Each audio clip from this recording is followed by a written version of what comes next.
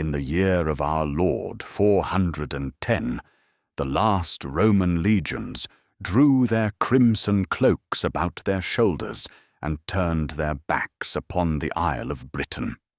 Their sandaled feet, which had pressed paths into the earth for nearly 4 centuries, now carried them away across the narrow sea, never to return. The great stone fortresses they left behind stood empty in the morning mist, their walls already beginning to gather moss, their courtyards filling with fallen leaves that whispered secrets in the autumn wind. The departure was not sudden, but gradual, like sleep coming to a weary traveller. First, the auxiliary troops melted away into the countryside.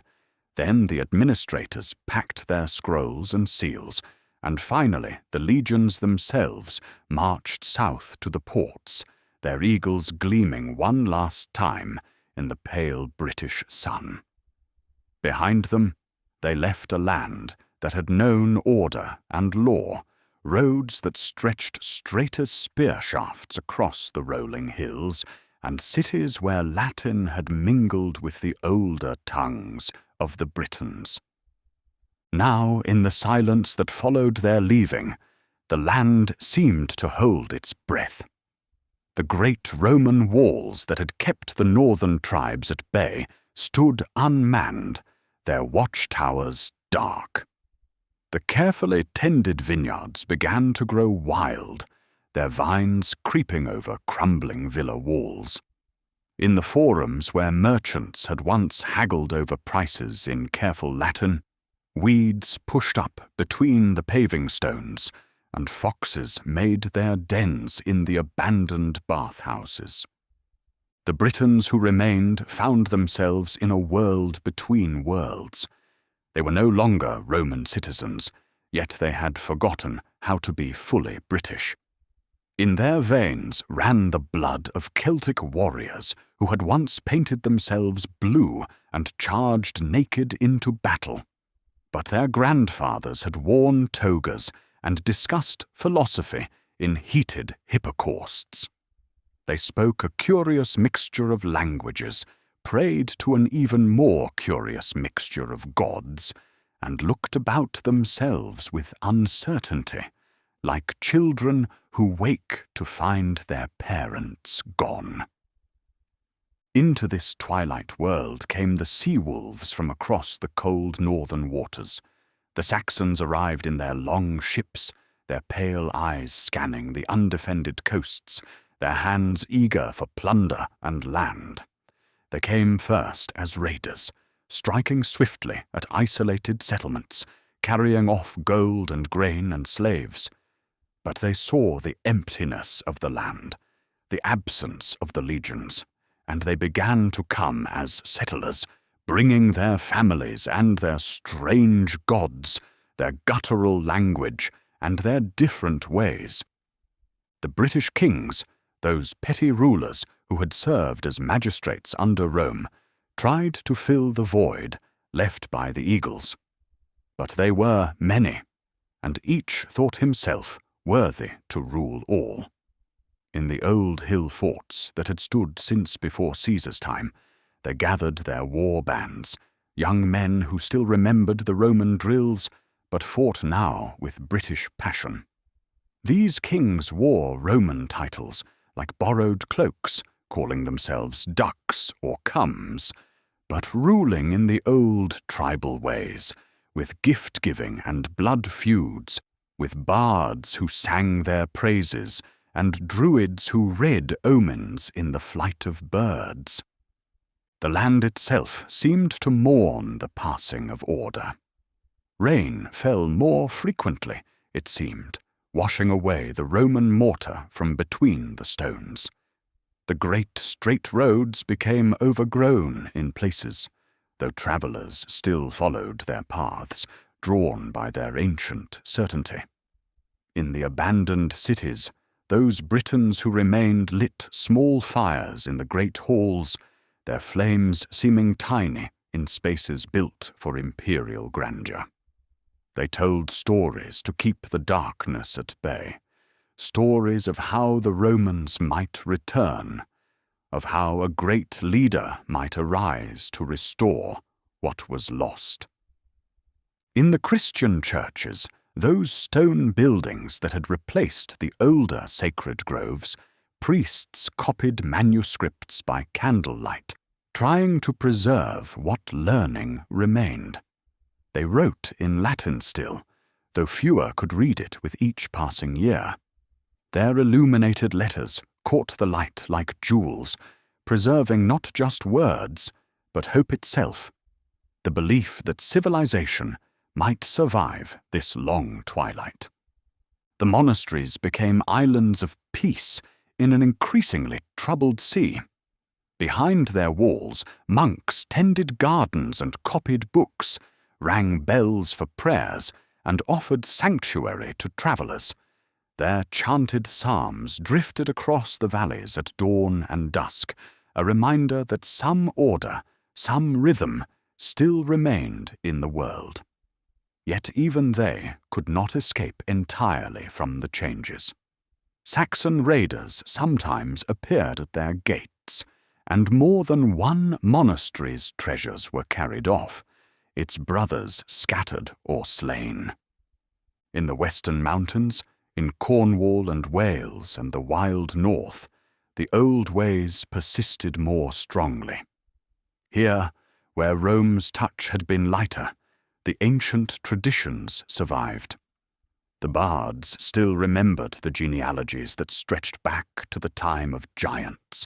The druids still knew which herbs could heal and which could harm, and the people still left offerings at the sacred springs and stones that had been holy since before memory began. It was in these places that the whispers began. Around the fire in the long winter nights, when the wind howled outside and the shadows danced on the walls, people spoke of prophecies and portents. They remembered Merlin's words, that sage who moved between the world of men and the realm of magic, who could speak with the voice of the earth itself. He had foretold that a king would come, a king who would unite the warring tribes, who would push back the Saxon tide, who would restore the glory that was slipping away like sand through an hourglass. The signs were there for those who knew how to read them. A white hart was seen at the ford where 3 kingdoms met, standing still as stone while armies passed. Eagles circled above certain hill forts, crying out in voices that almost seemed like words. In the Christian churches, candles lit themselves during midnight prayers, and in the pagan groves, the ancient oaks groaned and swayed, even when no wind blew. The wise women, those keepers of the old knowledge who lived at the edges of settlements, spoke of dreams they all seemed to share. In these dreams, they saw a sword burning like a star, a cup that glowed with inner light, and a young man whose face they could never quite see clearly, crowned with light and shadow. They mixed their herbs and cast their stones, and always the signs pointed to the same truth. The once and future king was coming. But where was he? In which forgotten corner of Britain did he wait? Some said he would come from the Roman cities, educated in the old ways, speaking perfect Latin and understanding the arts of war and peace that the empire had perfected. Others believed he would emerge from the wild places, a warrior in the ancient mode, fierce and free, owing nothing to Rome, but everything to the land itself. The Saxon advance continued, methodical and relentless. They took the eastern shores first, establishing their settlements, their kings beginning to style themselves rulers of this new land they called England. The Britons were pushed westward, always westward, toward the mountains and the sea. Yet still they fought. Still they hoped, still they whispered around their fires of the king who was to come. In the monasteries, learned men consulted old texts, looking for clues in the histories and prophecies.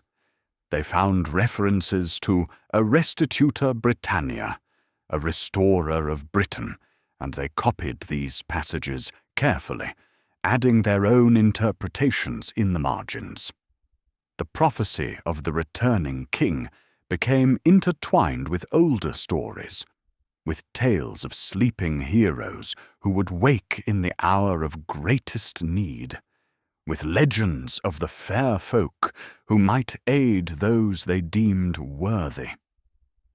The common people had their own ways of keeping hope alive. They carved spirals and crosses on their doorposts, symbols that combined the old faith and the new. They named their children after heroes of the past, hoping to call forth their virtues.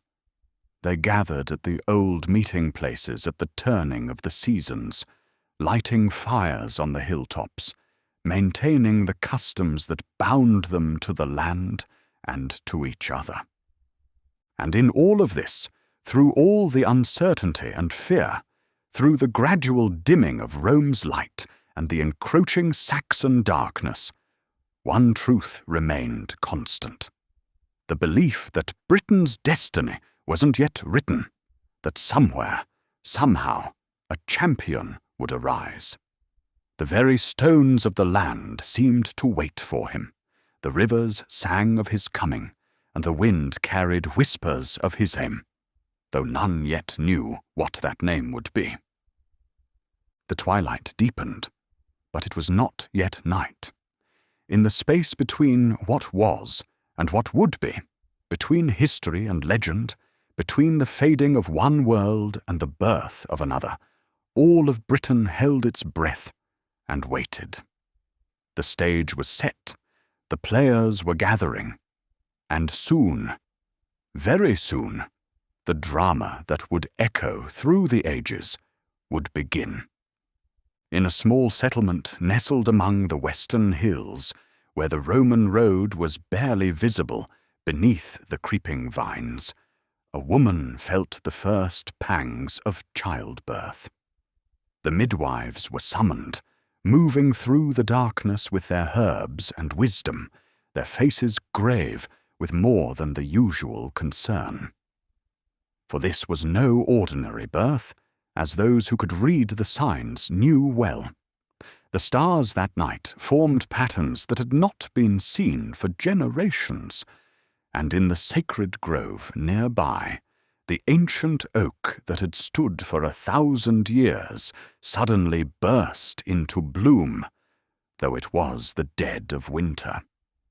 The child who would be born that night would carry within him all the hopes and dreams of a fading civilization.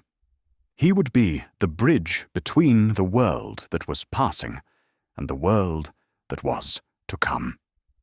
In his veins would flow the blood of Romans and Britons, of warriors and kings, of the mortal, and perhaps something more. But that night he was simply a babe drawing his first breath, his cry thin and small in the darkness, while outside the wind whispered secrets that only the wise could understand. The midwives wrapped him carefully in soft wool, noting the strange birthmark on his shoulder that looked like a dragon in flight. They spoke in hushed tones of portents and prophecies, of dreams and visions. But the mother, exhausted from her labor, simply held her child close and sang to him the old lullabies, the ones her mother had sung, and her mother's mother, back through the generations to the time before memory. And so, in the darkest hour of Britain's night, when the last embers of Rome's fire were fading to ash, a new flame was kindled. Small and flickering at first, seemingly too fragile to survive the winds that howled across the land, yet destined to grow into a blaze that would illuminate the world. The child slept, knowing nothing of his destiny, while around him the threads of fate began to weave themselves into a tapestry that would captivate humanity for centuries to come. The wheel of time turned slowly in those days, measured not in hours or minutes, but in seasons and years, in the growth of children and the greying of hair. News travelled at the pace of a walking man or a trotting horse, and secrets could be kept for decades in isolated valleys.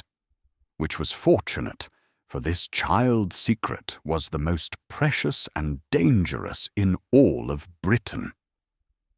Within days of his birth, riders had come to the settlement, cloaked figures who spoke in low voices with the local lord. Gold changed hands, oaths were sworn, and before the week was out, the child had vanished as if he had never been. Some said he had died, taken by the winter cold that claimed so many newborns. Others whispered that he had been spirited away by the fair folk, taken beneath the hollow hills to be raised in their timeless realm. Only a very few knew the truth, and they kept their counsel, understanding that knowledge could be more deadly than any sword. The lord who had given up the child returned to his hall and his wars, fighting the endless battles against Saxon encroachment, trying to hold together a kingdom that seemed determined to fracture like ice in spring. He spoke no word of what had transpired, though sometimes, in the deep of night, he would stand upon his walls and look westward, toward the hidden valleys where the old ways still held sway, and wonder. For it was to the west that the child had been taken, to a place where the Roman roads had never reached, where the only paths were those worn by deer and wolf, by druid and hermit. Here, in a valley so perfectly hidden that even the eagles flying overhead might miss it, stood a community of the wise. They were the last inheritors of the ancient knowledge, those who could read the stars and understand the speech of trees, who knew the properties of every herb and the true names of things. The leader of this community was a man whose age none could guess. His hair was white as fresh snow, but his eyes held the brightness of youth. He wore robes that seemed to shift and change color as he moved, now gray as mist, now green as deep forest, now blue as the sky just before dawn. Some called him Merlin, though that may not have been his true name. Names, he often said, were powerful things, not to be given lightly or used without thought. It was into Merlin's care that the child was given, and he received him with hands that trembled, not with age, but with the weight of knowledge. For he had foreseen this moment in dreams and visions, had prepared for it through long years of watching and waiting. He looked upon the sleeping infant, and saw not just a babe, but the fulfillment of prophecy, the answer to Britain's need, the hope of a dying world. The place where the child would grow was like nowhere else in Britain. Hidden by mists that never quite lifted, protected by forests that seemed to shift and change, so that no path led twice to the same destination, it was a sanctuary of the old learning.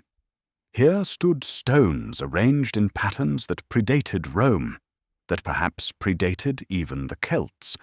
Here grew herbs that could be found nowhere else, that bloomed in defiance of the seasons. Here lived men and women who had dedicated their lives to preserving wisdom that the world was forgetting. The community lived simply, but not poorly. They had gardens that yielded abundantly, no matter the weather. They had springs of pure water that never ran dry. They had workshops where they practiced arts that combined the practical and the mystical, the forging of metals with words of power spoken over the anvil, the weaving of cloth with patterns that could turn aside ill fortune, the brewing of mead that could grant true sight or peaceful sleep. Into this world the child grew, surrounded by wonders that he accepted as normal. His first toys were stones worn smooth by ancient rivers, carved with symbols that most adults could no longer read. His lullabies were in languages that had been old when the Romans came. His first steps were taken in a hall where the firelight never died, where the shadows on the walls sometimes moved independently of the flames that cast them. He was given teachers, the wisest that could be found. An old warrior, scarred from countless battles, taught him the arts of combat, but more importantly, the arts of when not to fight. A Christian hermit, holy and austere, taught him letters and numbers, and spoke of a God of love and justice. A bard, whose voice could make stones weep, taught him the histories and genealogies, the stories that bound the people to their land. And overseeing all was Merlin, who taught him things that had no names, that could only be understood in the spaces between words. The boy grew strong and quick, with a natural grace that made every movement seem effortless. He learned to read the tracks of animals in the forest, to find his way by star and sun, to speak with equal ease to peasant and prince. But more than these skills, he learned compassion from seeing the gentle way the wise ones tended their gardens and cared for the sick who sometimes found their way to the valley. He learned justice from the careful deliberations over disputes where every voice was heard and the goal was not victory but harmony. He learned humility from the vastness of the knowledge around him and the recognition of how much he had yet to learn. Yet for all the magic and mystery of his upbringing, the boy's days followed a rhythm as regular as breathing. He woke with the dawn, washing in the cold stream that ran through the valley, its waters sharp enough to chase away any lingering dreams. Morning was for lessons, seated cross-legged in the hall while his teachers spoke of kings and battles, of the movement of peoples across the earth, of the rise and fall of empires. He learned that Rome itself had fallen to barbarians, that the great empire that had seemed eternal had proved as mortal as any man. Afternoons were for physical training, not just with sword and spear, but with the body itself. He learned to move silently through the forest, to climb trees and cliffs with the confidence of a squirrel, to swim in the deep pools where the water was black and cold. He learned to ride, not on the broken nags that were all most Britons could afford in those diminished days, but on horses that seemed to have stepped out of legend, their coats gleaming like polished metal, their eyes holding an intelligence that was almost human. Evenings were for the deeper mysteries.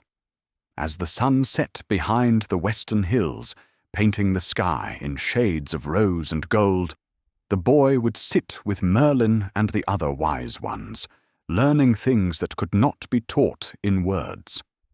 He learned to quiet his mind until he could hear the earth's slow heartbeat, to extend his awareness until he could feel the life in every tree and stream. He learned that the world most people saw was only the surface of things, that beneath it lay currents of power as real as rivers, flowing according to patterns as old as creation. But perhaps the most important lessons came from the stories told around the fire as night deepened. These were not mere entertainments, but teachings wrapped in narrative, truths too large for simple statements. He heard of the first king who had united the tribes, of the coming of the Romans and the resistance of Caractacus and Boudica. He heard of older tales, of the giants who had built the ancient monuments, of the fair folk who had ruled before men came to the island, of the dragons that slept beneath the hills. And gradually, carefully, he began to hear of his own story. Not all at once, for that would have been too heavy a burden for young shoulders, but in pieces, like a mosaic being assembled one tile at a time. He learned that he was not the fosterling he had believed himself to be, that his blood was noble, that great expectations rested upon him. He learned of the prophecies that surrounded his birth, of the signs and portents that had marked him as chosen. The boy received these revelations with the equanimity that was already becoming characteristic of him. He did not boast or swagger, nor did he shrink from the responsibility. He simply nodded, as if some part of him had always known, and continued with his lessons. If he spent more time now in contemplation, if his practice with weapons took on a new intensity, if he listened more carefully to the teachings on kingship and justice, his teachers noted it with approval, but without comment.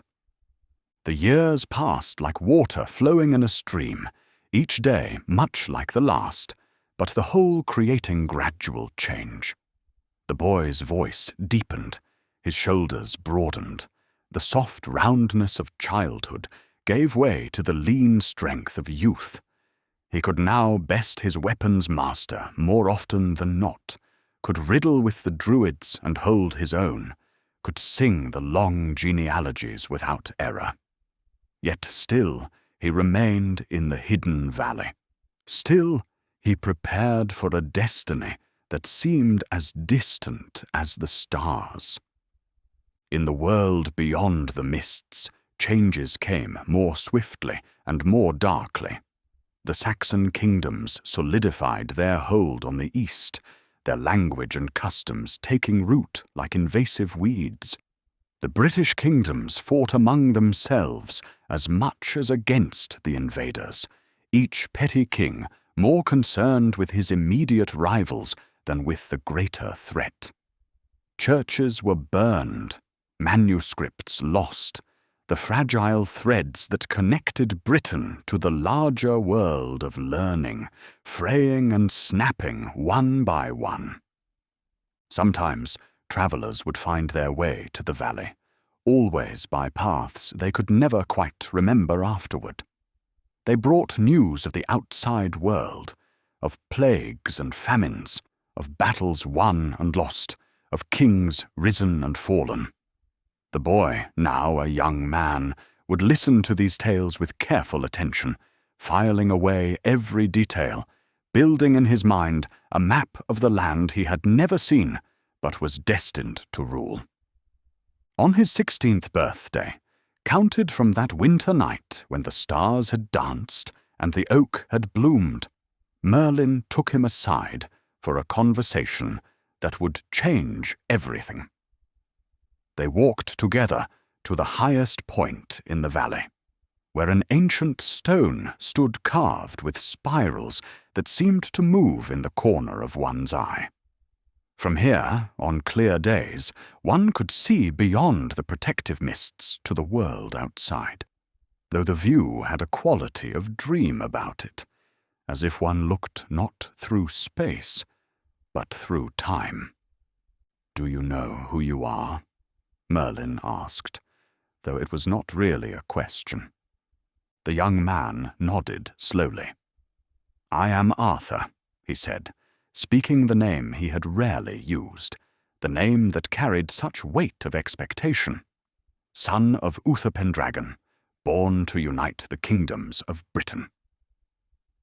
You are that, Merlin agreed, and more. You are the bridge between the world that was and the world that will be. In you, the blood of Rome and Britain mingles. In you, the old ways and the new must find harmony. You have been prepared as well as we could prepare you, taught all that we could teach. But knowledge is not wisdom, and training is not experience. The time approaches when you must leave this valley and take up the burden of your birth. Arthur, for so we must call him now, looked out over the misted lands, his young face grave with understanding. "When?" he asked simply. "Soon," Merlin replied. "The signs are aligning. Your father is dead these 3 years, killed in battle with the Saxons. The kingdom he held together, by force of will alone, has shattered into a dozen pieces. The lords gather like wolves, each thinking to claim the throne. They have agreed to meet at the turning of the year, to settle the succession by combat if necessary.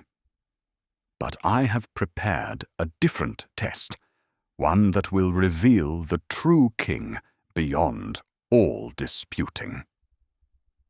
He spoke then of what was to come, of the sword in the stone that would appear in the churchyard of the great gathering, of the inscription that would proclaim that whoso pulled it free would be rightwise king of all Britain.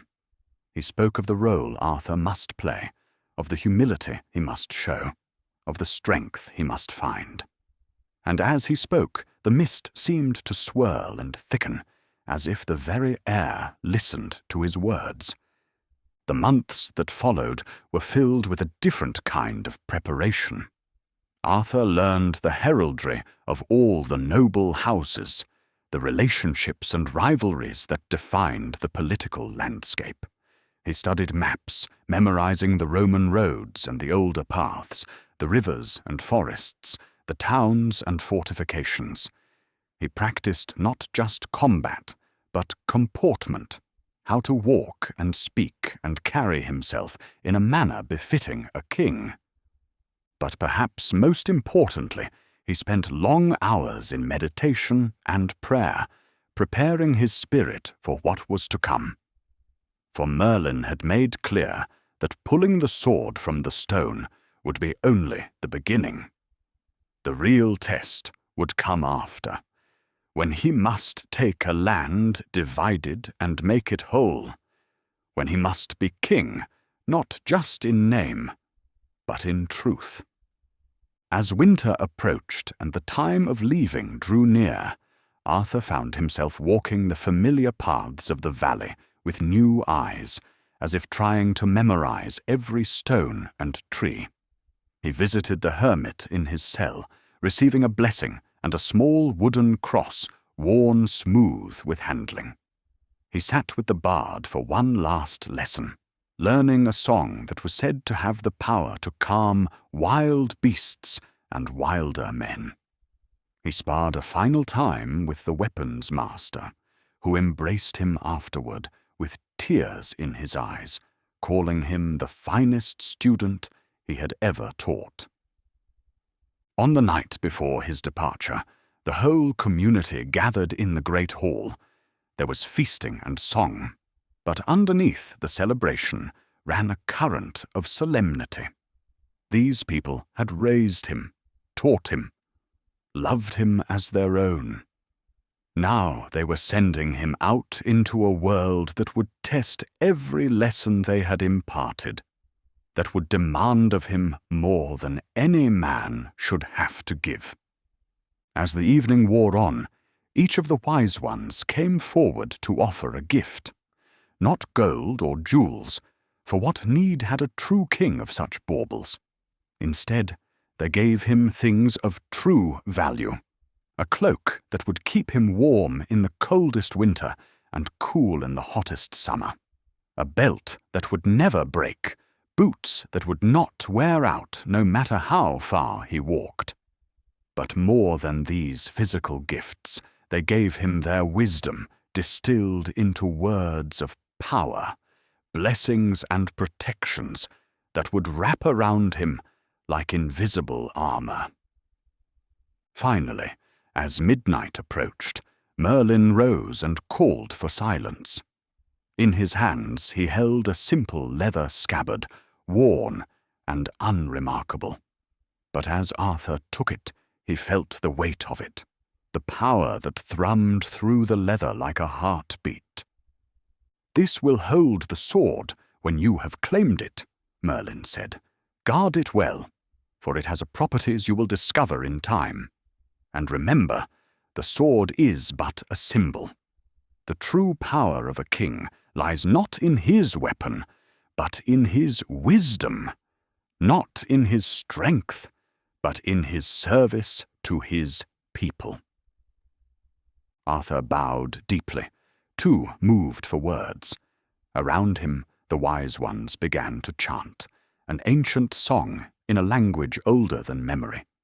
The flames in the hearth leapt higher, casting dancing shadows on the walls.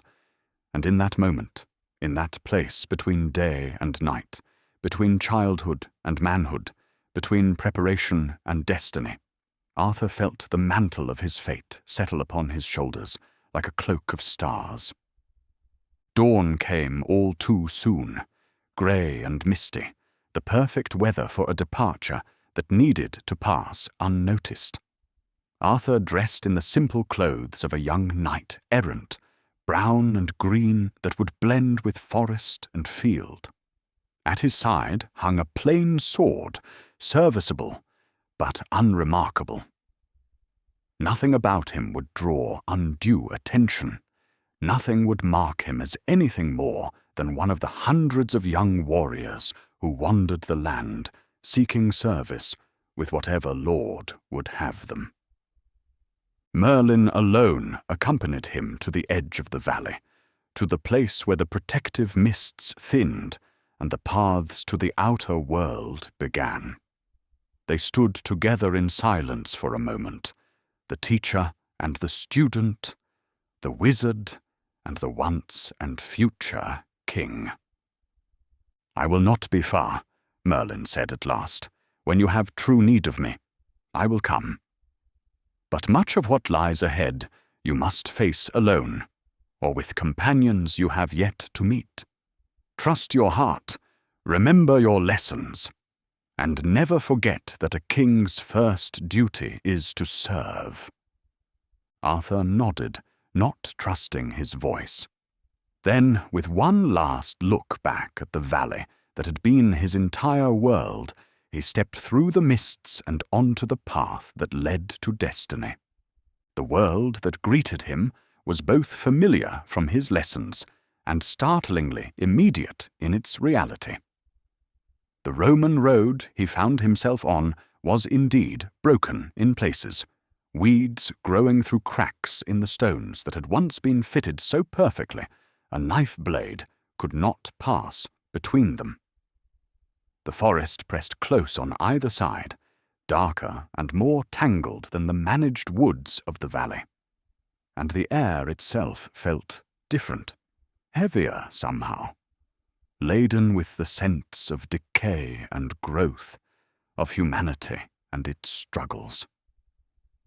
He walked for days through a landscape that told the story of Britain's decline in every ruined villa and abandoned field. He passed settlements where people looked at him with suspicious eyes, their hands never far from weapons. He saw churches with their roofs fallen in, their altar stones cracked and weathered. He crossed streams that had once been bridged but now had to be forded, the water cold and swift around his legs. But he also saw signs of life persisting despite everything. Children played in the muddy streets of villages, their laughter bright as bird-song. Women worked in gardens, coaxing life from the soil with patient hands. Men repaired walls and weapons, preparing for troubles that might come, but refusing to surrender to despair. In their faces, Arthur saw the Britain he was meant to save. Not an abstract ideal, but real people living real lives, deserving of peace and prosperity. As he travelled eastward toward the great gathering, he began to hear more specific news. The death of Uther Pendragon had indeed thrown the land into chaos. A dozen lords claimed the right to succeed him, each with arguments of blood or conquest to support their claim. Some ruled territories no larger than a single valley. Others commanded the allegiance of multiple tribes. All were converging on the ancient meeting ground, where, tradition held, the high kings of Britain had been chosen since before Rome came. Arthur fell in with other travellers as the roads converged, merchants hoping to profit from the gathering, warriors seeking new lords to serve, priests and monks carrying precious relics, bards ready to compose songs of whoever emerged victorious. He listened more than he spoke, learning the currents of opinion, the alliances and enmities that would shape the coming confrontation. He heard much of the sword in the stone that had appeared, as Merlin had foretold, in the churchyard of the old monastery that stood at the meeting ground. The story had already begun to take on the quality of legend, growing with each telling. Some said the sword had fallen from heaven in a bolt of lightning. Others claimed it had risen from the earth like a growing plant. All agreed on the inscription that ran around the stone in letters of gold. "Whoso pulleth out this sword from this stone is rightwise king born of all Britain." Many had tried, of course. Every lord who arrived immediately went to test his strength against the stone, pulling until their faces turned red and their muscles stood out like cords. Some tried tricks, heating the stone with fire or cooling it with water, prying with levers or striking with hammers. But the sword remained fixed, as immovable as if it were part of the stone itself, which perhaps it was. Arthur arrived at the gathering as snow began to fall, large soft flakes that covered the mud and refuse, making everything clean and new. The meeting ground was a vast field surrounded by forest, with the monastery on a hill overlooking all. Pavilions and tents had been erected in camps that reflected the complex allegiances of their occupants. Smoke rose from 100 fires, and the air rang with the sound of hammers on anvils as smiths made last-minute repairs to armor and weapons. He made his way through the camps like a ghost, unnoticed and unremarked. He had no pavilion to erect, no retainers to command. He found lodging in the monastery's guest house, a simple cell with a straw pallet and a cross on the wall. The monks, harried by the demands of so many noble guests, barely glanced at him as they assigned him his quarters. That night, as the camps celebrated and schemed, Arthur slipped out to see the sword. The churchyard was deserted, everyone being at feast or council. Snow continued to fall, muffling all sound, making the world seem wrapped in wool. And there, in the centre of the yard, stood the stone. It was not what he had expected. No mighty boulder carved with mystical symbols, no ancient menhir radiating obvious power. Just a rough block of granite, the kind that might be found in any field, with an anvil of iron set into its top, and rising from the anvil, plain as a pikestaff, the sword. Arthur approached slowly, his feet leaving prints in the fresh snow. The sword was simple, even plain, its hilt wrapped in worn leather, its crossguard unadorned. Only the blade itself held beauty, catching what little light there was, and seeming to amplify it, so that it glowed softly in the darkness. He reached out, not to grasp it, but simply to touch, to make contact with this thing of destiny. The moment his fingers brushed the hilt, he felt it. A shock of recognition, as if he were greeting an old friend after long separation. The sword knew him, as he knew it, with a knowledge that went deeper than thought or memory. But he did not pull it free. Not yet. The time was not right, the audience not assembled. This meeting in the snow and silence was just a greeting, a promise of what was to come. He returned to his cell and slept dreamlessly, while outside the snow continued to fall, covering the land in a blanket of white, making all things equal in its purity. Tomorrow would bring the trials and contests, the politicking and posturing of the lords. But tonight there was only peace, only the quiet certainty that destiny, so long prepared for, was finally at hand. The next day dawned clear and cold, the snow sparkling like diamonds in the bright winter sun. The gathering began in earnest, with heralds calling the roll of lords and territories, a litany that took hours to complete. Each name was heavy with history, each title carved from the land with blood and iron. These were hard men for hard times, warriors who had spent their lives fighting Saxons and each other, who knew no law but that of the sword. They feasted and boasted, held contests of strength and skill, made alliances that everyone knew would last only as long as convenient.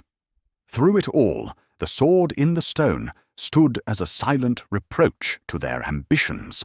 For all their might, none could draw it forth. By the third day, frustration was turning to anger, anger to suspicion. Some spoke of sorcery, of breaking the stone, of deciding the succession in the old way, with blood. It was then that the accident happened, though afterward many would say there were no accidents in the working of fate. A young knight, rushing to attend his lord, realized he had forgotten his sword. The contests of arms were about to begin, and to appear weaponless would be a disgrace. In desperation, he recalled seeing a sword standing in the churchyard, seemingly abandoned. Surely none would mind if he borrowed it for the contests. The young knight was Kay, foster brother to Arthur, though he knew it not. And when he found the sword immovable, he did what any brother would do. He called for help. Arthur, serving as his squire to maintain his humble disguise, came at the call. He found Kay red-faced and frustrated, pulling futilely at the sword. "It will not budge," Kay complained. "What manner of jest is this, to leave a sword where any might take it, yet fix it so none can?" Arthur looked at the sword, at the stone, at the gathering crowd that Kay's efforts had begun to attract. He felt Merlin's presence somewhere in the throng, watching. He knew the moment had come, yet still he hesitated. Once he drew this sword, his life would never again be his own. Once he claimed this destiny, he could never unclaim it.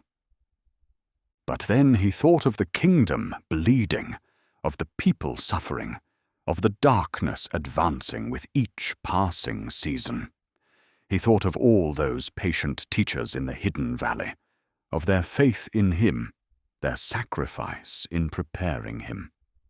He thought of Britain, not as lines on a map, but as the sum of all its souls, waiting for someone to lead them back to the light.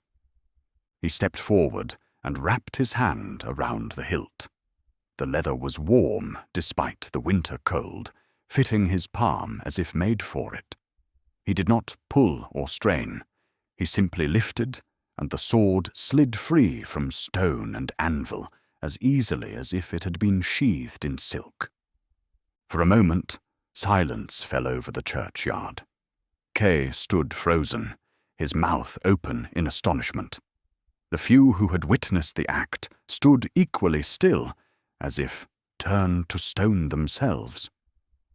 The sword in Arthur's hand caught the winter sun, its blade singing a single pure note that seemed to hang in the air like a bell's echo. Then the shouting began. "The sword! The boy has drawn the sword." The cry spread like wildfire through the camps, bringing lords and servants, warriors and priests, all running to see if it could be true. They formed a great circle around Arthur, who stood calmly in their centre, the sword held loosely at his side, its point resting in the snow. Questions flew like arrows. Who was this boy? Where had he come from? By what right did he touch the sword? Some of the lords, those who had spent days straining against the stone's grip, accused him of trickery.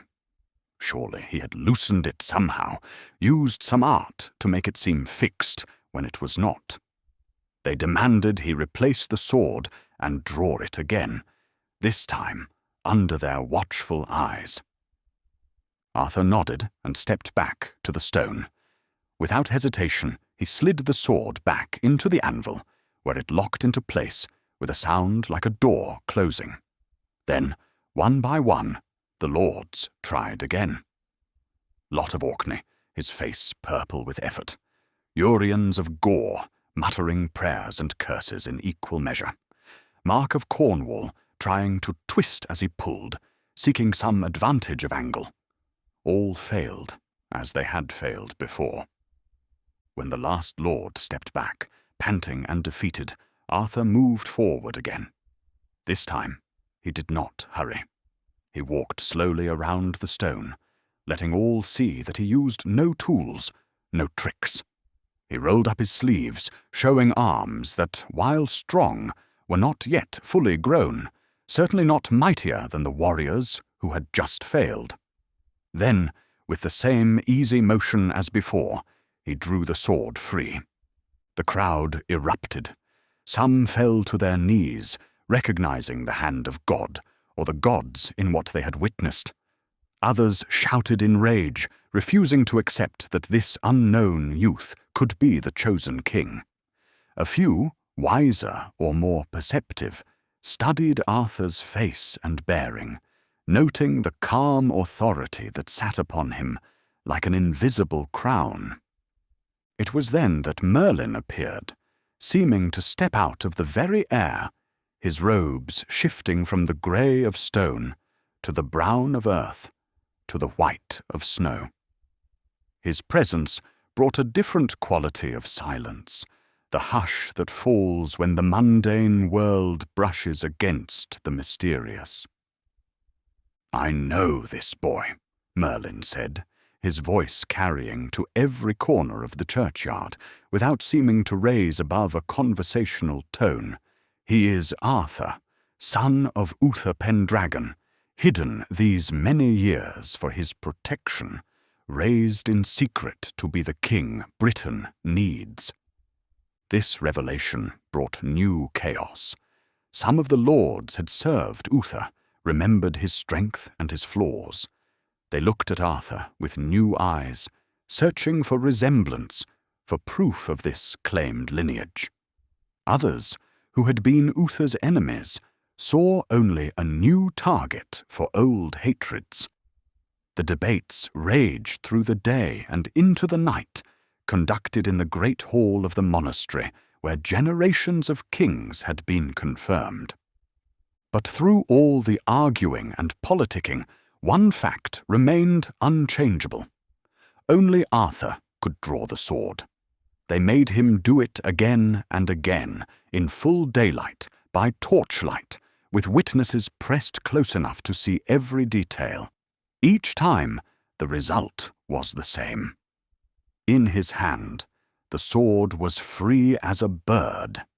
In any others, it was fixed as the roots of a mountain. Some of the lords, led by Lot and Uriens, withdrew to plot and scheme.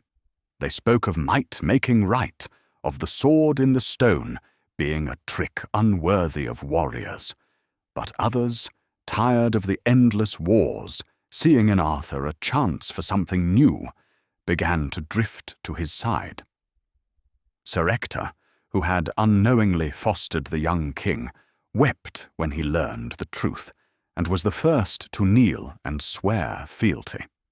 Kay, shocked to find his foster brother revealed as his king, struggled with the reversal before his good nature won out, and he too bent the knee. As the days passed and the debate continued, Arthur showed the wisdom of his training. He did not rage at those who doubted him or plot against those who schemed. He spoke quietly with any who would listen, not of his rights, but of his duties. Not of what the kingdom owed him, but of what he owed the kingdom. He talked of uniting the Britons not for conquest, but for protection, of laws that would bind king as well as commoner, of peace that would allow the arts of civilization to flourish again. To the Christian lords he spoke of faith and justice, of a kingdom that would protect the church while respecting the conscience of all. To those who still followed older ways, he showed knowledge of their customs and respect for their traditions. He made no grand promises, claimed no divine mandate beyond the sword itself. He simply presented himself as he was, young but not foolish, strong but not brutal, determined but not inflexible. Slowly, like ice melting in spring sun, opposition began to thaw.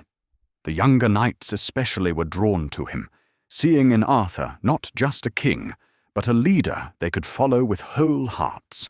The common people, those who served in the camps and settlements, whispered that here at last was a lord who spoke to them as human beings, who noticed their struggles and seemed to care.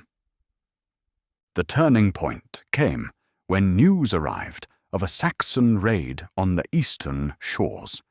A monastery had been burned, its brothers slaughtered, its treasures carried off. The gathered lords fell to bickering about whose responsibility it was to respond, whose lands were threatened, who should bear the cost of resistance. Arthur listened to the arguments grow heated, then rose and spoke. "While we debate," he said quietly, "our people bleed. While we divide the kingdom with our quarrels, the enemies of Britain grow bold. I go now to face these raiders. Those who will come with me are welcome. Those who will not, I hold no grudge against. But I will not stand by while Britain burns." He left the hall and called for his horse, that same remarkable steed that had carried him from the hidden valley. As he armed himself, a curious thing happened. One knight, then another, then a dozen, came to join him. They were mostly young, mostly landless, the kind of warriors who had everything to gain and nothing to lose. But among them were some surprises. An old lord who had fought beside Uther, a priest who strapped on a sword with grim determination, even some of the Saxon warriors who had settled peacefully in Britain and saw in Arthur a chance for a kingdom where they, too, might belong. The force that rode out was small, perhaps 50 men against a Saxon band of twice that number. The older lords watched them go with skepticism, some already composing elegies for the foolish boy who would throw away his life and prove the sword's choice wrong. But Merlin, standing in the shadows, smiled a secret smile.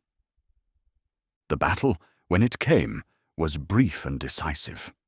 Arthur found the Saxons drunk on success and mead, camped carelessly in a valley with poor sightlines. He divided his small force, sending groups to block the exits while he led the main charge down the slope in the grey hour before dawn. The Saxons, caught between sleep and waking, between drunkenness and sobriety, fought with desperate courage but little coordination. Arthur himself was everywhere in the battle, the sword from the stone flashing like lightning in his hand. But those who fought beside him noted that he used the flat of the blade more often than the edge, that he called for surrender in the Saxon tongue, that when the enemy broke and ran, he held his men back from pursuit. "Let them go," he commanded. "Let them carry word back to their kings that Britain has a new defender, one who offers mercy to those who yield, and death only to those who insist upon it." The victory was small in the grand scheme of things. A single raid repulsed, a few dozen Saxons sent fleeing. But symbols matter, and when Arthur's band returned to the gathering, they carried with them not just recovered treasures, but something more valuable. Proof that the boy who had drawn the sword could lead men in battle, could win not just through might, but through wisdom. The tide turned fully then. Lords who had held back now came forward to swear fealty, seeing which way the wind blew. The coronation was set for the coming of spring, when the roads would be clear for all who wished to attend. Arthur accepted their oaths with grave courtesy, making no distinction between those who had supported him early and those who came late to his cause. But there were still those who refused to bend the knee. Lot of Orkney withdrew to his northern fastness, taking with him a coterie of lords who preferred the old ways of might and plunder. Mark of Cornwall sailed home, muttering of independence and the ancient rights of his kingdom. Others simply melted away, returning to their lands to wait and see what manner of king this boy would prove to be. The winter passed in preparation. Arthur, with Merlin's guidance, began the delicate work of building a kingdom from the fragments Uther had left behind. He corresponded with bishops and abbots, assuring them of his protection. He sent messages to the Saxon kings, offering peace if they would respect the current borders. He met with merchants and farmers, learning the trade routes and agricultural cycles that were the true lifeblood of the realm. He also began to gather around him the men who would become his most trusted companions. Kay, his foster brother, became his seneschal, proving to have a gift for organization that his bluff manner concealed. Bedivere, a knight of middle years who had served Uther loyally, became his marshal, bringing experience and connections Arthur lacked. Others came as word spread, younger sons seeking opportunity, idealists drawn by Arthur's vision of justice, practical men who saw in a strong kingdom their best hope for prosperity. The coronation took place on a day when spring seemed to arrive all at once. The sun shone warm, flowers bloomed as if by magic, and birds filled the air with song. The ceremony was held at the ancient stone circle that stood on the great plain, a place sacred since before memory, where the earth itself seemed to approve the crowning of kings. Arthur came to the ceremony not in pomp and splendor, but walking barefoot like a penitent, wearing a simple white robe. He moved slowly through the crowd that had gathered, thousands upon thousands who had come to see this miracle of a boy king crowned. As he walked, he stopped to touch hands with the common folk, to bless children, to speak quiet words to the old and infirm. At the center of the circle, the archbishop waited with the crown, a simple circlet of gold that had supposedly been worn by the ancient kings before Rome came. But before the crowning could take place, Arthur turned to address the gathered multitude. His voice, trained by the bards of the hidden valley, carried clearly to the farthest edges of the crowd. "I come before you, not as a conqueror, but as a servant," he began. "This crown I will wear, not for my glory, for your protection. This sword I bear not for war, but for justice. I make you this promise. In my kingdom, the weak shall be protected from the strong, the poor shall have justice equal with the rich, and all who dwell peacefully within our borders shall know the protection of the law." He spoke of his vision for Britain, not a return to the past, but a movement toward a future where the best of all traditions might flourish. He acknowledged the different peoples who made up the kingdom: Britons and Romans, Christians and pagans, even those Saxons who had settled peacefully among them. All would have a place in his realm. All would be bound by the same laws. All would share in the same hope. When he finished speaking and knelt to receive the crown, many in the crowd were weeping openly, for here was something they had not dared to hope for. A king who understood that true strength lay not in the sword, but in the spirit, not in division, but in unity. As the crown settled upon his brow, a shaft of sunlight broke through the clouds that had begun to gather, illuminating him in a moment of perfect symbolism that the bards would sing of for generations. But even as the crowds cheered and the feast began, Arthur knew that the hardest work lay ahead. Drawing the sword had been the easy part. Now he must forge a kingdom from the broken pieces of Britain, must hold back the darkness, not with magic, but with the daily grind of governance, must be not just a symbol, but a functioning king. That night, as the celebrations continued around him, he slipped away to walk alone beneath the stars. Merlin found him there, standing at the edge of the stone circle, looking out over the land he now ruled. "Heavy thoughts for a coronation night," the wizard observed. "I was thinking of my teachers in the valley," Arthur replied. "They prepared me for this moment, but I wonder if any preparation could truly be enough. How does one man unite what has been divided for so long? How does one pair of hands hold back the tide of change that seems determined to sweep away all that we have known?" Merlin was quiet for a long moment before answering. "You do not do it alone," he said finally. "The sword you drew wasn't meant to make you mightier than other men, but to mark you as the one around whom others might gather. Your strength will come not from your arm, but from the arms of those who stand with you. Your wisdom will grow not just from your own understanding, but from listening to the counsel of those who know what you do not." He paused, then added with a slight smile, "And when necessary, from a bit of assistance from quarters that kings do not usually acknowledge.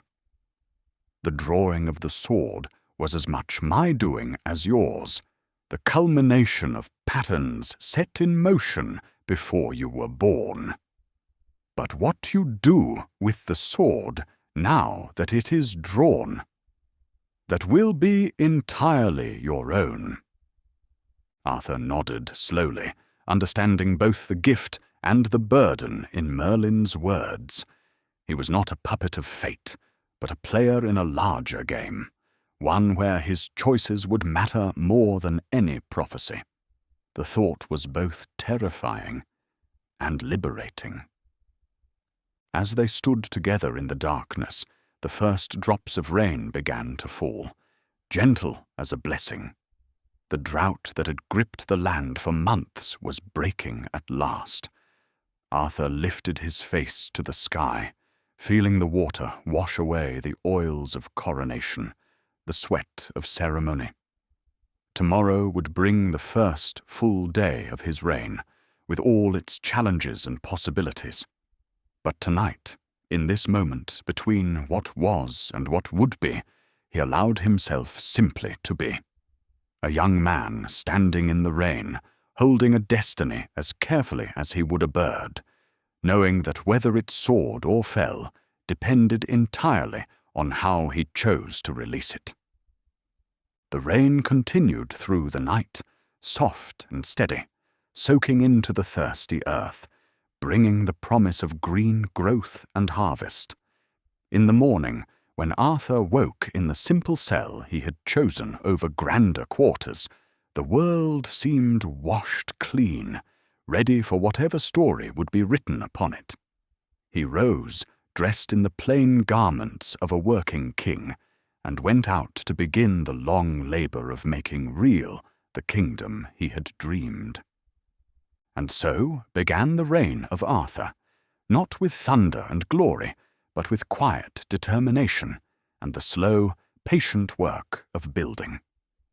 The sword that had been drawn from stone would soon fade into legend, replaced in time by another blade from a more mysterious source. But that is a tale for another evening, another fire, another circle of listeners waiting to hear how myth and history intertwine like smoke rising into the star-filled sky. For now, it is enough to know that a king had been crowned, a kingdom had been given hope, and the long twilight of Britain had been graced with a moment of dawn. What would come of that dawn? Whether it would grow into full day or fade back into darkness remained to be written in the deeds of men and the turnings of fate. But in that moment, in that spring morning with the rain-washed world glittering like a jewel, anything seemed possible.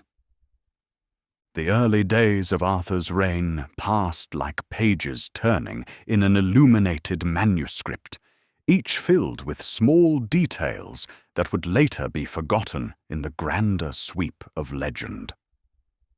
But it was in these quiet beginnings that the true foundation of Camelot was laid, not with great deeds, but with careful attention to the mundane necessities of kingship. Arthur established his court not in one of the great Roman cities with their crumbling walls and haunted forums, but in a hill fort that commanded views of the surrounding countryside. It was a modest place at first, more military camp than palace, but it served his purposes. From here he could move quickly to any threat, and here the old tribal leaders felt more comfortable than they would have in Roman marble halls. The young king's days began before dawn, when he would walk the walls with the watch, learning their names and their concerns.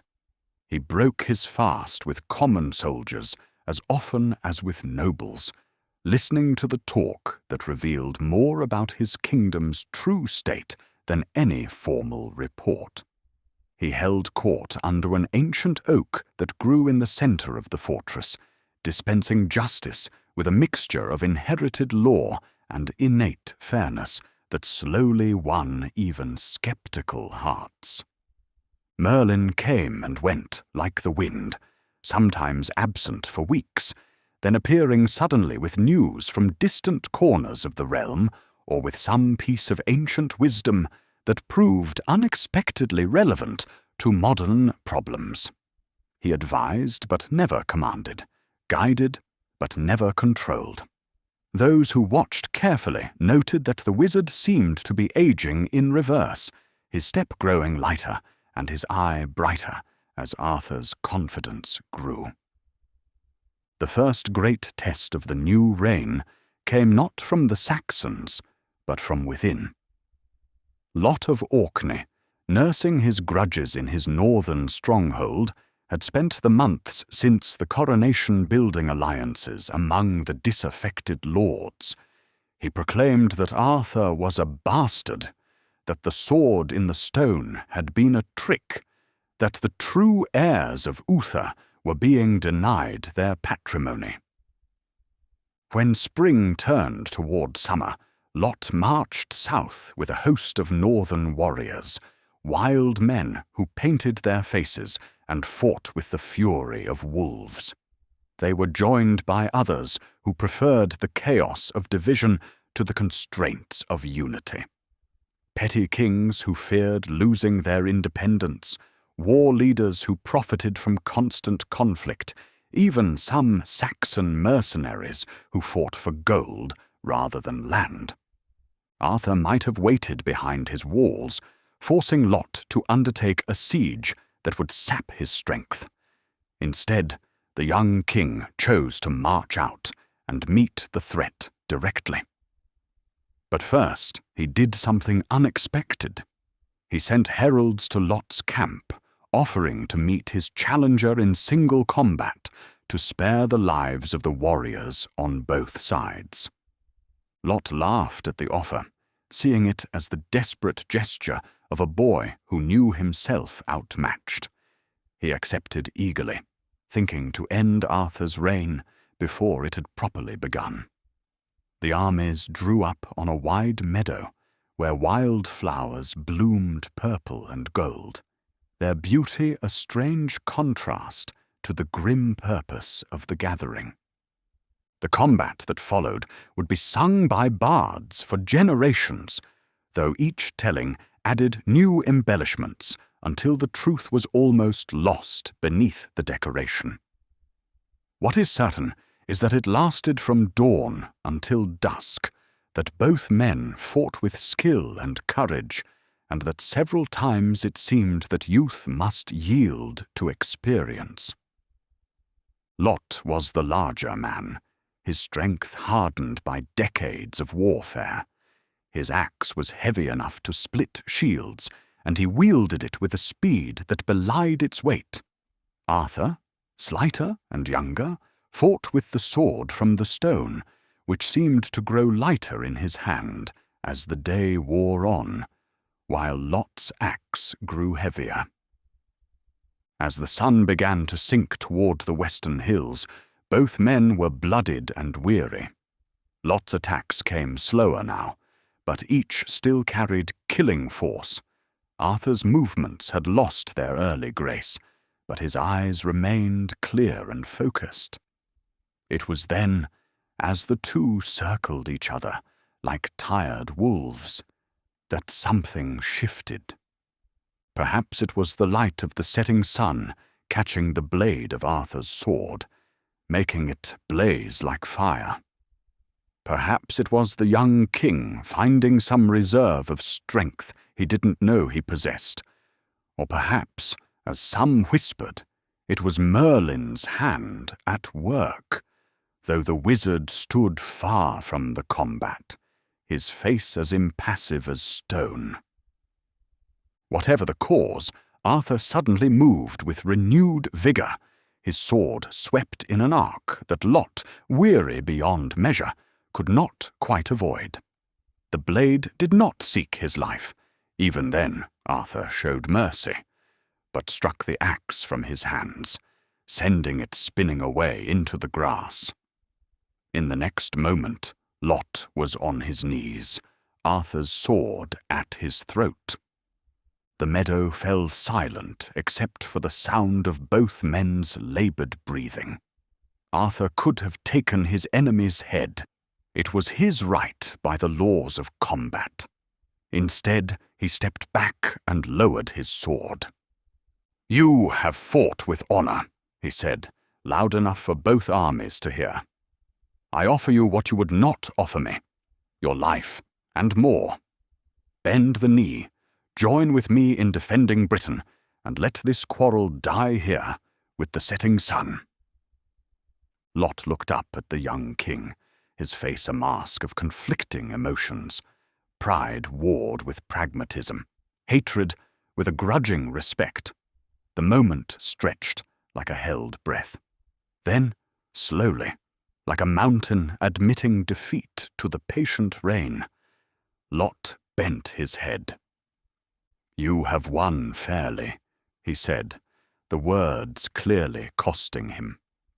"I acknowledge you as king, and will trouble your peace no more."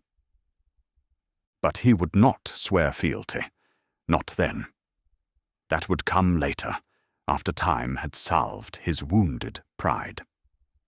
For now it was enough that he ordered his men to withdraw, that the threat of civil war receded like an ebbing tide. Some of his allies, seeing the wind's direction, chose to kneel before Arthur then and there. Others melted away, returning to their holdings to reconsider their positions.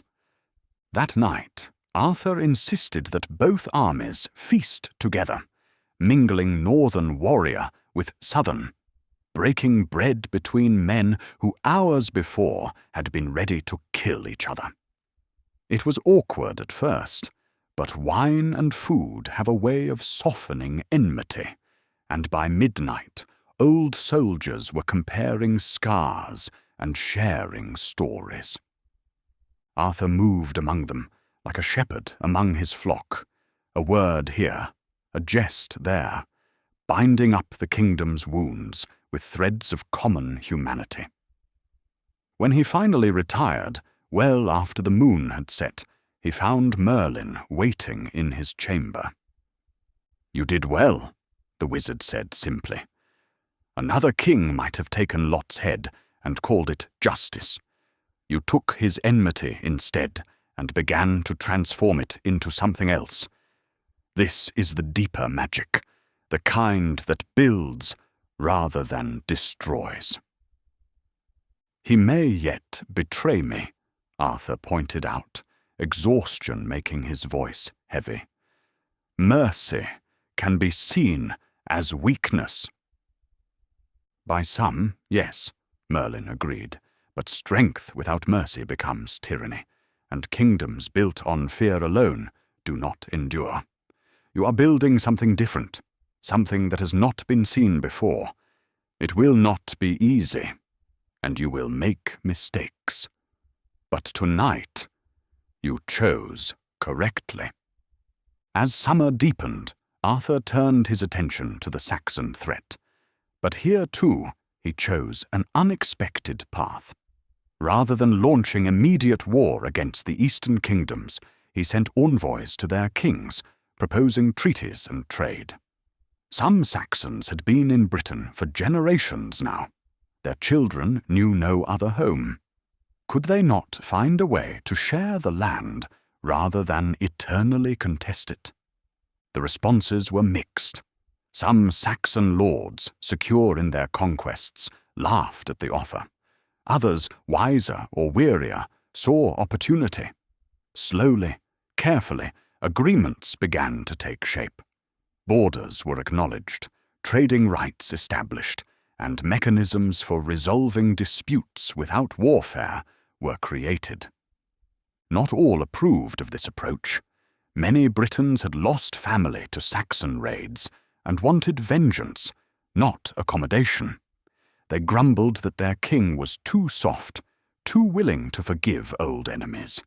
But Arthur held firm, painting a vision of a Britain where different peoples could live in peace, where a man might be judged by his deeds rather than his blood.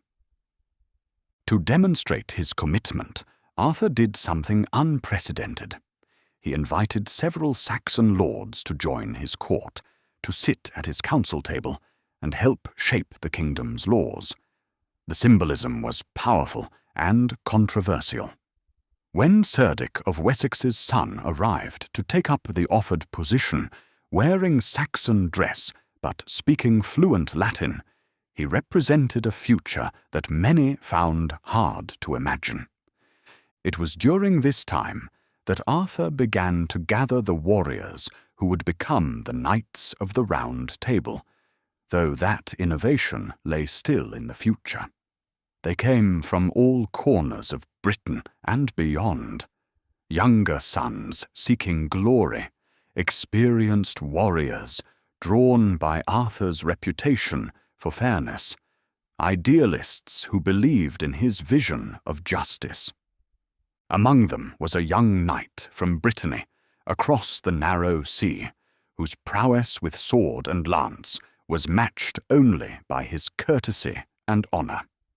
His name was Lancelot, and his arrival at court would mark the beginning of both Arthur's greatest triumph and the seed of future sorrow. But that summer he was simply another young warrior, drawn to the light of the new kingdom like a moth to flame. Arthur tested these newcomers not just in combat, but in judgment. He sent them to settle disputes in distant villages, to investigate claims of injustice, to escort merchants through dangerous passes. Those who returned, having used wisdom rather than force to solve problems, found themselves advanced. Those who relied too heavily on their swords found themselves gently redirected to simpler tasks until they learned better. The kingdom's administration grew more sophisticated as well.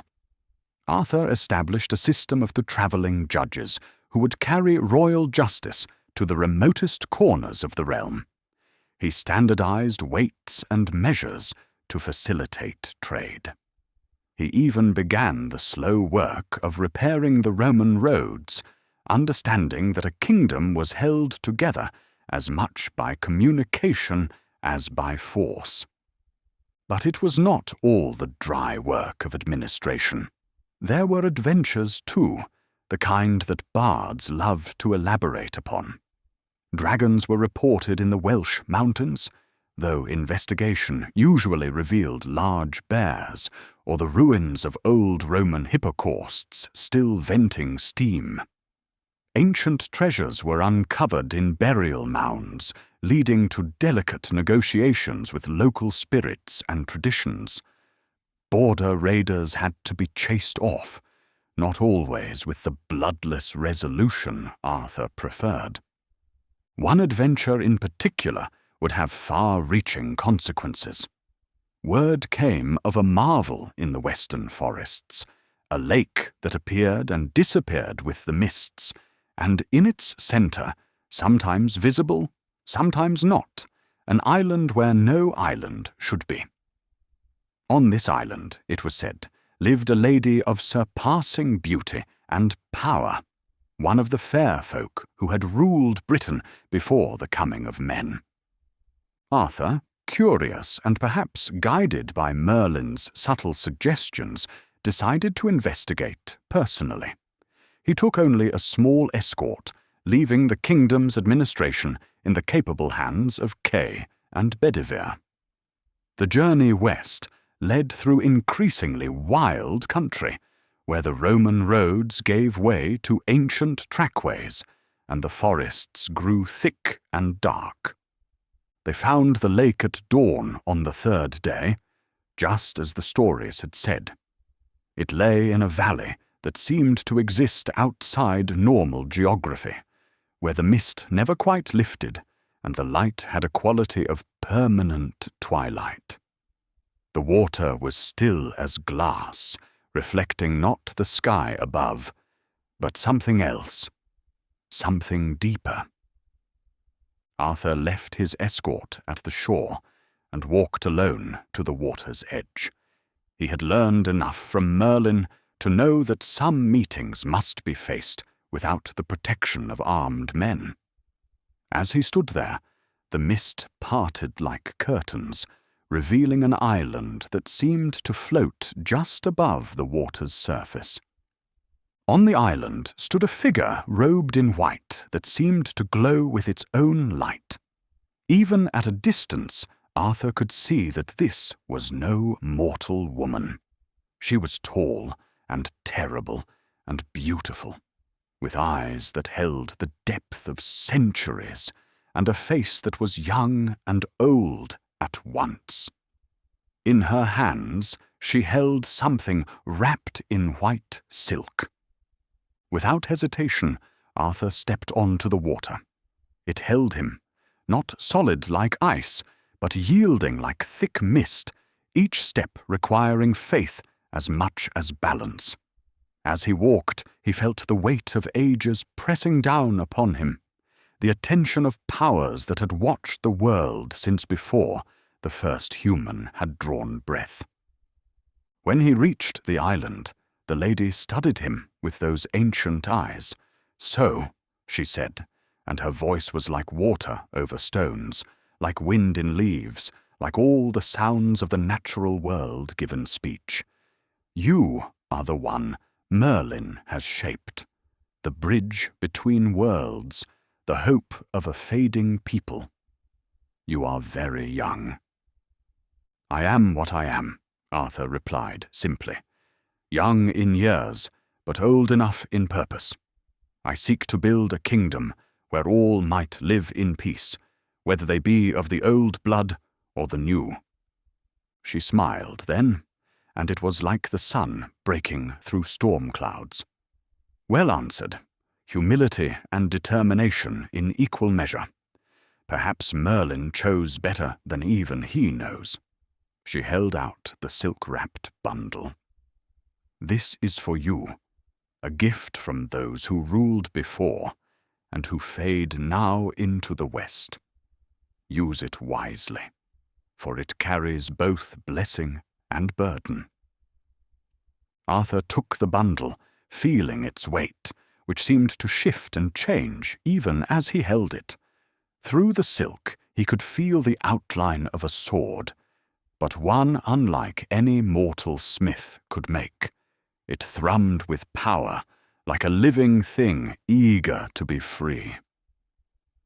"What price for such a gift?" Arthur asked, knowing that the fair folk gave nothing without expectation of return. "The price is that you be what you claim," the lady replied, "that you build the kingdom you envision, where the old ways and the new might meet in harmony, that you remember mercy as well as justice, wisdom as well as strength. And when your time comes to return what has been given, that you do so willingly, completing the circle that begins here." Arthur bowed deeply, accepting both gift and Gaius. As he straightened, the lady was already fading, the island beginning to dissolve back into mist. He found himself walking backward across the water, the bundle clutched to his chest until his feet touched solid shore once more. His men found him there as the sun reached its zenith, standing at the water's edge with the wrapped sword in his hands. Of the island, of the lady, there was no sign. Only the lake remained, ordinary now, reflecting the sky and clouds like any other body of water. They made camp there that night, and Arthur unwrapped the sword for the first time.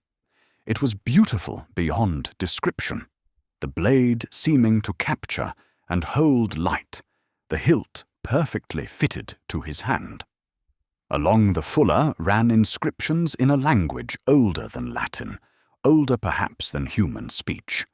Merlin, when he appeared as he always did at significant moments, translated them as best he could. "Take me up," one side read. "Cast me away," read the other. "A riddle?" Arthur asked.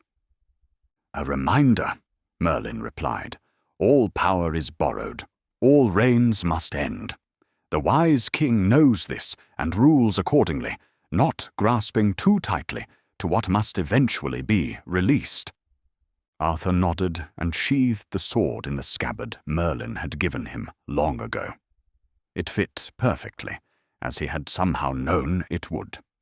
This blade would become Excalibur in the songs, though Arthur himself rarely spoke its name. To him, it was simply the sword, the symbol and tool of his kingship. Beautiful and terrible in equal measure. The return journey to court was uneventful, but Arthur found the kingdom changed in subtle ways upon his arrival. News of the king's mystical adventure had spread, growing in the telling. Some saw it as confirmation of divine favor, proof that God worked through their young king. Others, particularly those who still followed older ways, saw it as the blessing of the land itself, the marriage of king and kingdom made manifest. Arthur neither confirmed nor denied the stories, understanding that sometimes mystery served better than truth. He simply returned to the patient work of building his kingdom, though now with Excalibur at his side, a constant reminder of the greater powers that watched and waited and judged. As autumn approached, the kingdom enjoyed a peace it had not known in living memory. The harvests were good, trade flowed along the slowly improving roads, and if Saxon raiders still troubled the borders, they were individual troubles rather than existential threats. Arthur's justice had become a byword, drawing plaintiffs from far beyond his nominal borders, seeking the fair judgment of the young king who treated peasant and prince with equal dignity. It was then that Arthur conceived the idea that would define his reign and echo through history: the Round Table. The inspiration came from multiple sources: the circular gathering places of the old Britons, the equality implied by Christ's Last Supper, the practical problem of precedence among his growing collection of knights and lords. He commissioned the table from the finest craftsmen in the kingdom, a massive circle of oak that could seat 150. Each place would be equal, with no head or foot to designate greater or lesser honor. Even the king's seat would be distinguished only by a simple device carved into the wood, no higher or grander than any other. The symbolism was radical, even revolutionary. In an age of rigid hierarchy, where a man's seat at table proclaimed his status for all to see, Arthur proposed a brotherhood of equals, bound not by birth, but by shared ideals. The knights who would sit at this table would swear oaths not just to king and kingdom, but to each other, and to the principles of justice, mercy, protection of the innocent, and service to the good. When the table was complete and installed in the great hall that Arthur had built to house it, invitations went out across the kingdom and beyond. Not just to the great lords, though they were included, but to any knight who had proved himself worthy through deed rather than blood. The response was overwhelming. Knights came from Cornwall and Orkney, from Brittany, and even from the Saxon kingdoms, drawn by the promise of something new and noble. The feast of dedication lasted for 3 days, with competitions of arms and skill, with music and poetry, with serious discussions of law and justice. On the final evening, as the chosen knights gathered in the great hall, Arthur rose to administer the oath that would bind them. He spoke of the kingdom they were building together, not just a political entity, but an ideal made manifest. He challenged them to be more than warriors, to be protectors and judges, exemplars and servants. He warned them that the path would be difficult, that they would face not just external enemies, but the internal enemies of pride, greed, and despair. "We stand at the turning of an age," he concluded, his voice carrying to every corner of the hushed hall. "Behind us lies the twilight of the old world. Ahead, the dawn of something new. We cannot know what that dawn will bring, but we can choose how we greet it, with swords drawn in anger or hands extended in friendship, with hearts closed by fear or opened by hope. Let this table be the symbol of our choice, this oath the seal of our commitment. Together, we shall write a story that will outlive us all. One by one, the knights came forward to swear their oaths, each adding their own words to the formal promises. Lancelot spoke of honour defended and innocence protected. Kay, with characteristic bluntness, promised honest counsel even when it was unwelcome. Bedivere swore to be the king's right hand in peace and war. And so it went, each knight adding their thread to the tapestry being woven that night. When the last oath had been spoken, and the last knight had taken his seat, a strange hush fell over the hall. The candles flickered, though no wind blew, and for a moment those present felt the weight of destiny settling upon them like a mantle. They were no longer merely individual warriors, but part of something greater, something that would outlive them all. Thus was born the Fellowship of the Round Table, though in time the bards would simplify the name.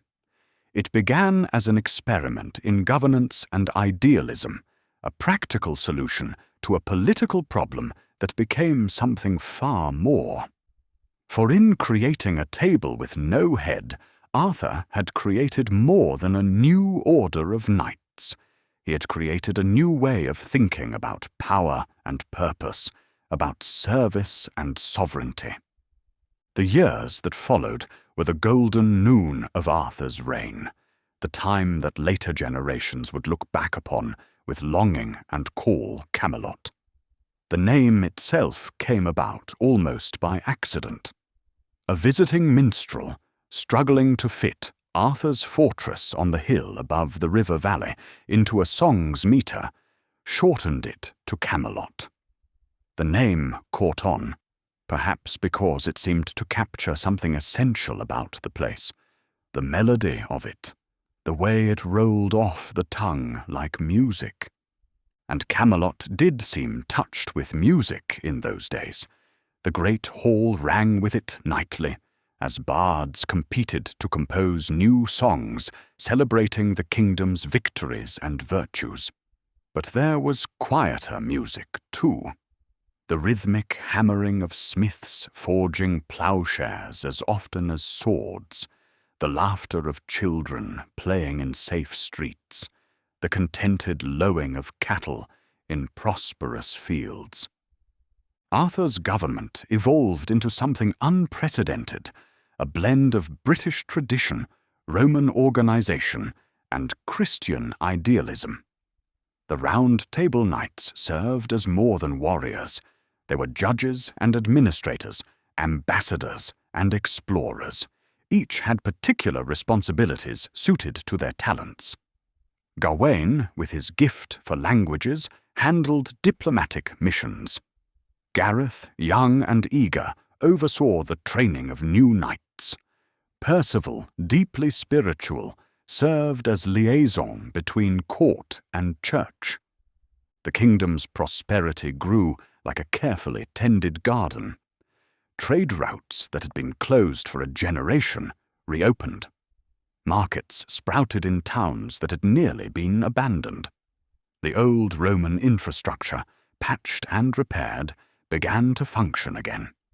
Even learning, that most delicate flower, began to bloom anew as monasteries expanded their scriptoriums and young nobles discovered that literacy could be as useful as swordsmanship.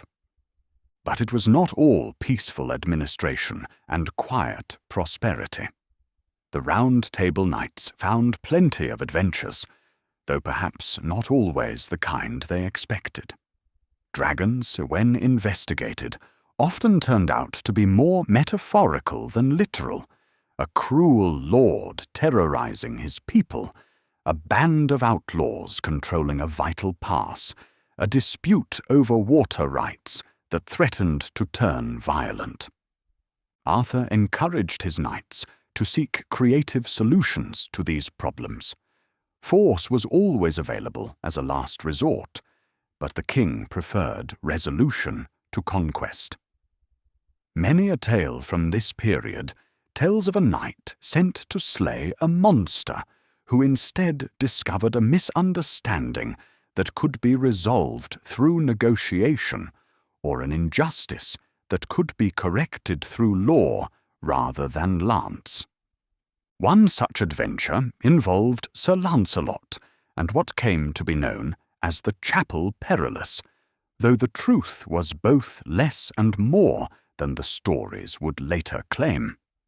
Word had come of an unholy place in the northern marches where travellers disappeared and strange lights were seen at night. The local people spoke in whispers of demons and curses, begging for a champion to free them from the terror. Lancelot volunteered immediately, as was his nature. He was the perfect knight in many ways, brave, skilled, courteous, and devoted to justice. If he had a flaw, it was perhaps that very perfection which could make him seem distant and impossibly pure to lesser mortals. He rode north alone, despite offers of companionship, believing that evil was best faced with single-minded purpose.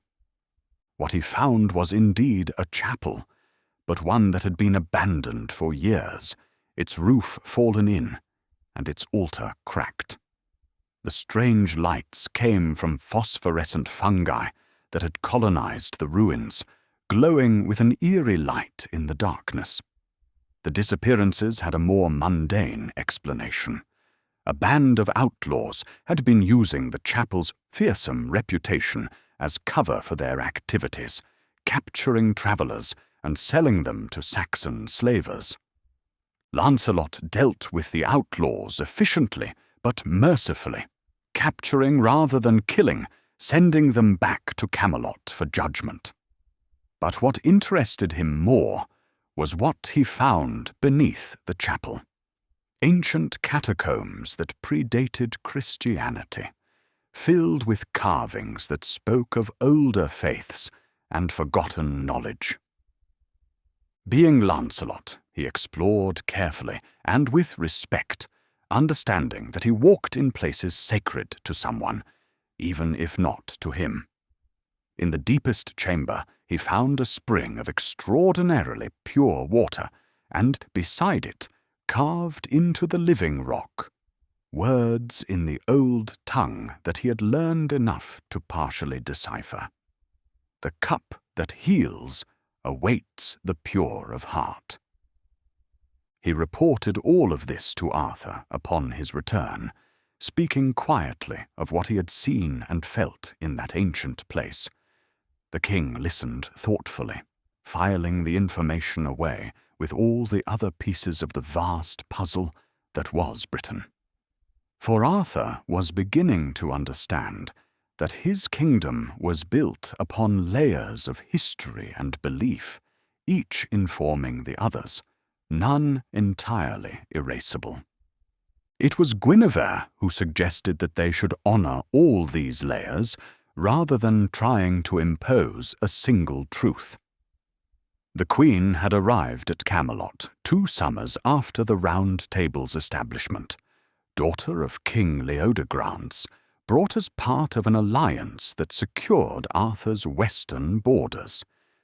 But she quickly proved to be far more than a political bride. Guinevere was learned in ways unusual for women of her time, able to read Latin and Greek, familiar with poetry and philosophy. More importantly, she possessed a practical wisdom that complemented Arthur's idealism. Where he saw grand visions, she saw the details necessary to implement them. Where he inspired, she organized. Together, they made a formidable team. Their wedding was a celebration that lasted a full week and brought together people from every corner of Britain and beyond. Saxon lords stood witness alongside British chiefs. Christian bishops blessed the union, while druids sang ancient songs of fruitfulness, and common folk danced in the streets of Camelot until dawn.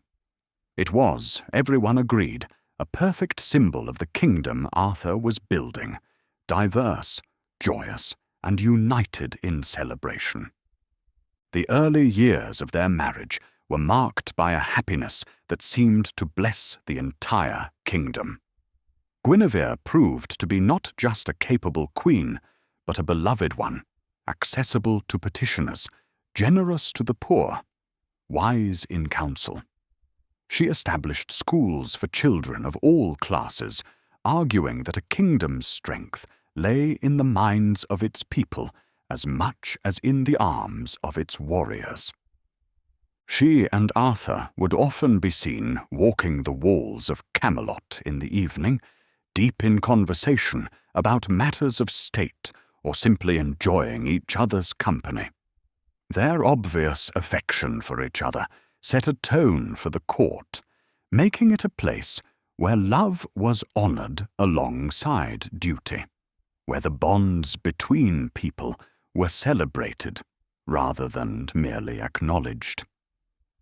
It was during this period that Lancelot's devotion to the Queen first began to be noticed, though at the time it seemed nothing more than the courtly admiration of a perfect knight for a worthy lady. He was ever at her service, first to volunteer for any mission she suggested, quickest to defend her honor against even imagined slights. But he was equally devoted to Arthur, and none thought to question the arrangement.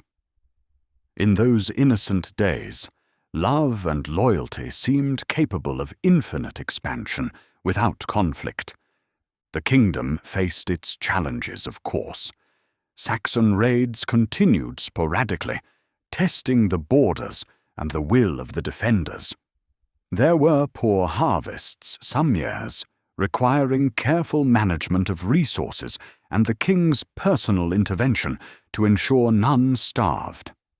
Religious tensions occasionally flared between those who followed the old ways and those who embraced the new faith, requiring delicate mediation. But Arthur met each challenge with the same steady wisdom, always seeking to transform conflict into opportunity for greater unity. When Saxon raiders burned a monastery, he insisted that the raiders, once captured, help rebuild it, working alongside the monks they had wronged. When drought threatened famine, he opened the royal granaries and worked in the fields himself, showing that no labor was beneath a true king's dignity. His justice became legendary. The great hall at Camelot was open to any who sought the king's judgment, regardless of rank or wealth. Arthur would listen patiently to the most tangled disputes, asking careful questions, seeking always to understand the root of the problem rather than merely addressing its symptoms. His judgments often surprised, requiring a thief to work for the man he had robbed until the debt was doubly repaid, or settling a land dispute by having the claimants work the land together and share its fruits. The Round Table Knights became the enforcement mechanism for this justice, riding out to ensure that the king's judgments were implemented fairly. But they were more than enforcers. They were examples, showing by their conduct what it meant to live by the highest ideals. Not all succeeded all the time. They were human, after all, with human failings. But when they failed, they admitted it, made amends, and tried to do better.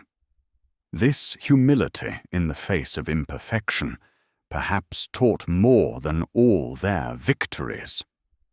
As the kingdom prospered, it began to attract scholars and artists from across the known world. a Greek philosopher fleeing the chaos in the Eastern Empire, established a school of rhetoric in Camelot. Irish monks brought their illuminated manuscripts and their learning, establishing a scriptorium that became the envy of other courts. Even from the distant lands of the Saracens came a few travellers, bringing knowledge of mathematics and medicine that seemed almost magical to British eyes. Arthur welcomed them all, seeing in this gathering of knowledge another kind of round table, where wisdom rather than prowess determined precedence. He spent hours in discussion with these learned visitors, always eager to understand new ways of thinking, always looking for insights that might help him govern better. But perhaps the most significant development of these middle years was the gradual transformation of the Grail story from Lancelot's discovery into a kingdom-wide quest. It began simply enough, with other knights returning from adventures with similar tales, ancient Christian sites with mysterious inscriptions, visions of a cup that glowed with holy light, dreams shared by multiple people of a vessel that could heal all wounds and sorrows. Gradually, these individual stories began to coalesce into a single narrative. Somewhere in Britain existed a relic of immense power and holiness, the very cup from which Christ had drunk at the Last Supper, brought to Britain by Joseph of Arimathea in the days after the crucifixion. This Grail, as it came to be called, was hidden, waiting for one pure enough to find and claim it. The idea captivated the kingdom. Here was a quest that combined the British love of adventure with Christian devotion, that promised not earthly glory but spiritual transformation. Knights began to seek visions and signs, to purify themselves through prayer and fasting, to search ancient texts for clues to the Grail's location. Arthur watched this development with mixed feelings. On one hand, the quest inspired his knights to even higher standards of conduct. On the other, he worried about the kingdom's stability if too many of his best warriors went searching for something that might be more symbol than reality. Guinevere shared his concerns, noting with her practical wisdom that invisible cups, however holy, could not defend borders or dispense justice. But Merlin, in one of his increasingly rare appearances at court, counselled patience. "Let them seek," he told the king and queen. "The quest itself matters more than what they find. In searching for perfection, they may discover something almost as valuable, their own limitations and how to transcend them." So Arthur gave his blessing to those who wished to seek the Grail, but with conditions. No more than a third of the Round Table Knights could be gone at any time. Those who went must return within a year to report what they had learned. And the quest must not interfere with their primary duties to protect the innocent and maintain justice. Under these restrictions, the Grail quest became a rotating pilgrimage. Knights would spend months preparing spiritually, then ride out alone or in small groups, searching the wild places of Britain for signs and wonders. They would return changed, sometimes discouraged, sometimes exalted, always thoughtful. None found the Grail in those early years, but many found something else, a deeper understanding of themselves and their purpose. Sir Percival, young and pure of heart, spent 3 months living as a hermit in the Welsh mountains, learning that silence could speak louder than swords. Sir Gawain, proud and quick-tempered, returned from his quest, humbled by an encounter with a holy man who showed him how his anger hurt those he claimed to protect. Even Sir Kay, who undertook the quest more from duty than conviction, came back speaking of a vision that had shown him the value of his unglamorous but essential service. The stories these knights brought back enriched the kingdom's spiritual life. They spoke of chapels hidden in forest groves, where the very air seemed to shimmer with sanctity. They told of springs whose water tasted of wine and healed minor wounds. They described dreams in which they glimpsed a procession of angels bearing a covered cup that filled the air with the scent of roses. Whether these experiences were real or imagined mattered less than their effect. The kingdom that had been united politically by Arthur's vision now found itself united spiritually by the shared quest. Christian and pagan alike could appreciate the search for transcendence, the desire to touch something greater than the mundane world of politics and war. But even as the kingdom reached new heights of prosperity and purpose, the seeds of future trouble were quietly taking root. They were small things at first, barely noticeable amid the general contentment. A few knights grumbled that the king spent too much time on administration and not enough on warfare. Some of the older lords muttered that all this talk of spiritual quests was weakening the kingdom's martial spirit. And in the shadows, those who had never fully accepted Arthur's rule began to whisper and plot. More troubling, though less obvious, were the subtle changes in the relationship between Arthur, Guinevere, and Lancelot. The perfect knight's devotion to the queen deepened from admiration to something more dangerous, though he fought against it with all his considerable will. Guinevere, for her part, found herself drawn to Lancelot's intensity and passion, so different from Arthur's calm wisdom. And Arthur, preoccupied with the kingdom's needs, failed to notice the growing tension. It was not yet a crisis. Love and loyalty still bound the three together, and each would have died rather than betray the others. But the potential for tragedy was there, like a flaw in otherwise perfect crystal, waiting for the wrong pressure to make it crack. Yet in those golden years, such troubles seemed distant as storm clouds on a far horizon. The sun shone on Camelot, the Round Table stood strong, and the kingdom prospered under the wise rule of its once and future king.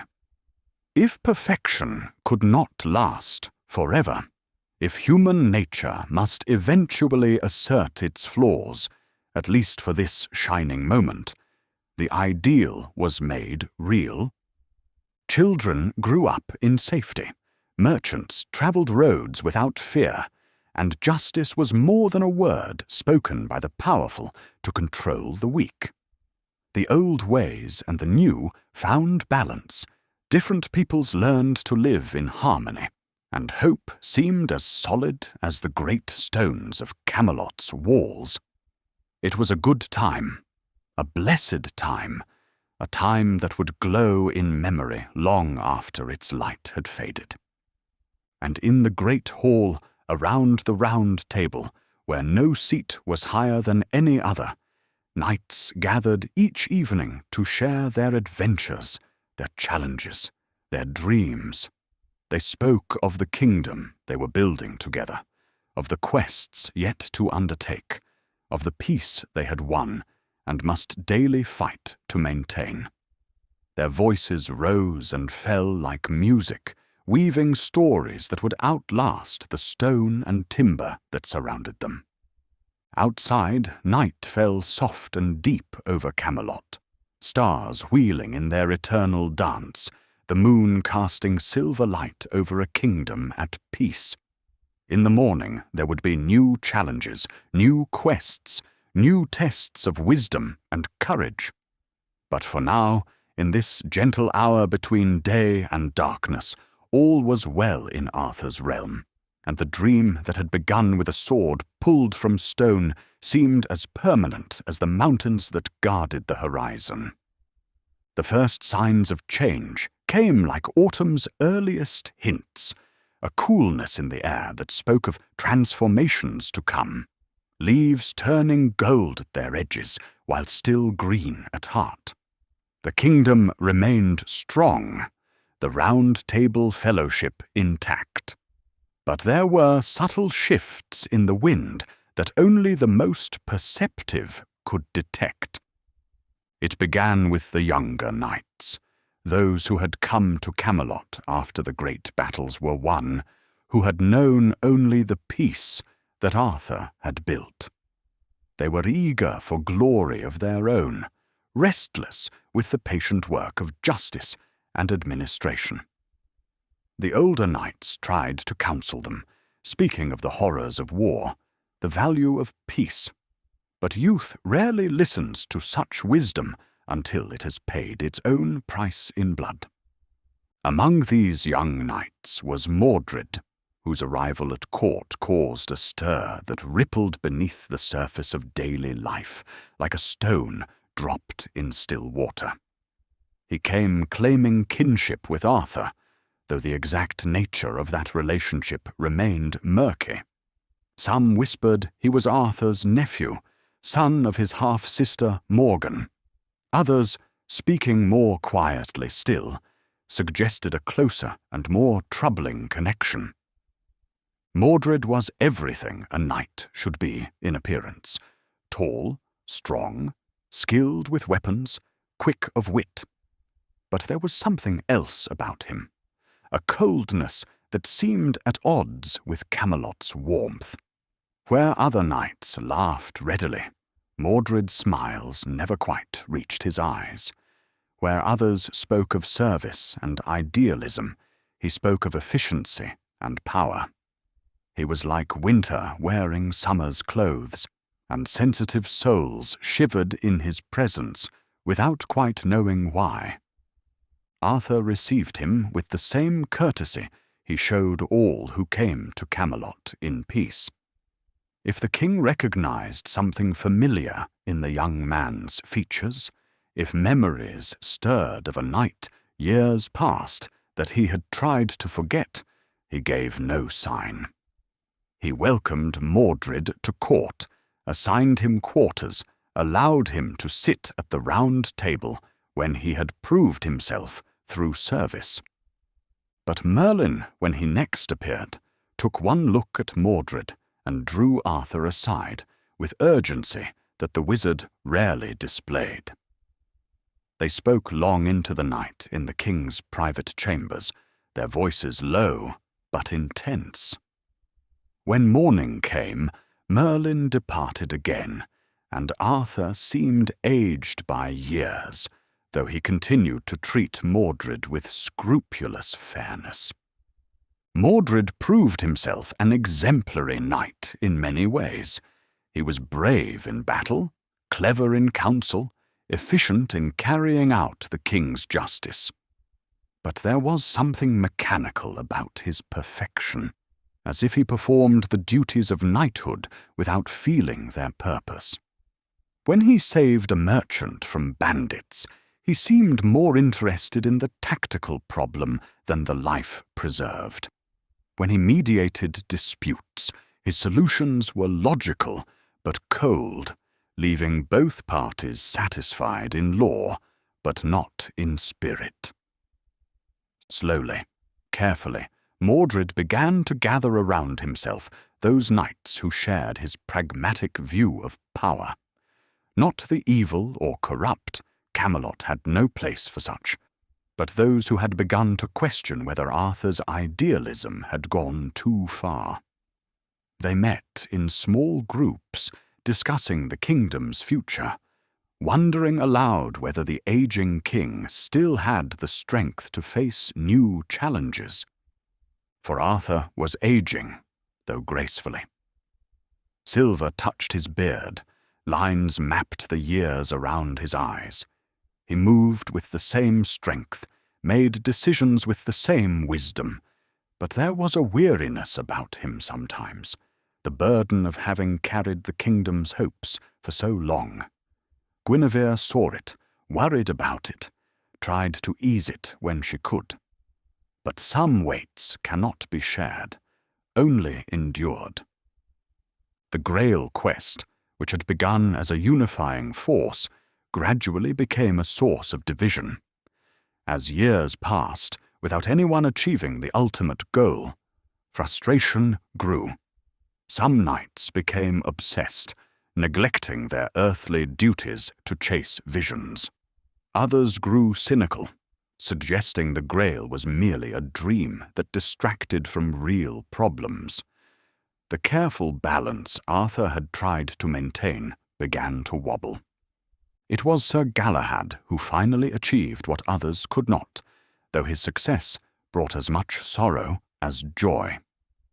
The son of Lancelot, conceived under circumstances that Lancelot never spoke of, Galahad was purity incarnate, not the struggled-for virtue of his father, but an innate perfection that seemed almost inhuman. He came to Camelot like a flame, burned brightly, and departed on the Grail quest, from which everyone somehow knew he would not return. The vision of his achievement came to Arthur in a dream that was more than a dream. He saw Galahad in a chapel made of light, approaching an altar where the Grail waited uncovered.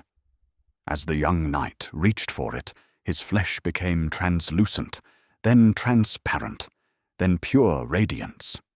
He had found what he sought, but the finding translated him beyond the mortal world. The Grail was achieved, but lost in the same moment, taken beyond the reach of earthly knights. When Arthur woke and shared the dream, a strange mood fell over Camelot. They had won and lost simultaneously. The quest was complete, yet the Grail remained absent. Some saw it as a judgment. The world was too impure to hold such holiness. Others saw it as a promise. Perfection existed, even if it could only be glimpsed, not grasped. Lancelot took his son's achievement hardest. That Galahad had succeeded where he had failed struck at the great knight's one weakness, his pride. He had thought himself the perfect knight, only to be shown that his perfection was flawed by the very humanity that made him admirable. He threw himself into increasingly dangerous adventures, as if trying to prove his worth through risk. It was during one of these adventures that the delicate balance between Arthur, Guinevere, and Lancelot finally tilted toward tragedy. A false accusation was made. By whom, the stories differ, though Mordred's name appears in many versions. The queen was accused of treason, the evidence seemingly damning. By law, she must face trial by combat, and when no champion stepped forward immediately, the whispers grew louder. Lancelot was away when the accusations was made, pursuing rumors of a dragon in the northern wastes. By the time word reached him and he raced back to Camelot, the trial was set, the pyre built. The knight who would face the queen's champion was Mordred himself, claiming the right as the king's kinsman to defend the royal honor. What followed was a tragedy of errors and noble intentions gone awry. Lancelot arrived as Guinevere was being led to the stake, the combat having been declared forfeit in his absence. Without stopping to think, driven by love and desperation, he fought his way to her, cutting down knights who tried to stop him. Good men, his brothers of the Round Table, who were only doing their duty. In the chaos, Lancelot rescued Guinevere and fled with her to his castle of Joyous Gard. But the rescue came at a terrible price. Among the dead were Gareth and Gaheris, young knights beloved by all, who had been guarding the queen, not from cruelty, but from duty. Their deaths shattered something in Camelot that could never be fully mended. Arthur was faced with an impossible choice. As a man, he could perhaps forgive. The accusation against Guinevere had been false. Lancelot had acted from love. The deaths were tragic accidents. But as a king, he could not overlook the breaking of law, the slaying of knights, the defiance of royal justice.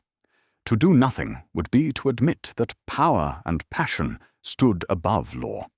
To act would be to war against his best knight and beloved queen.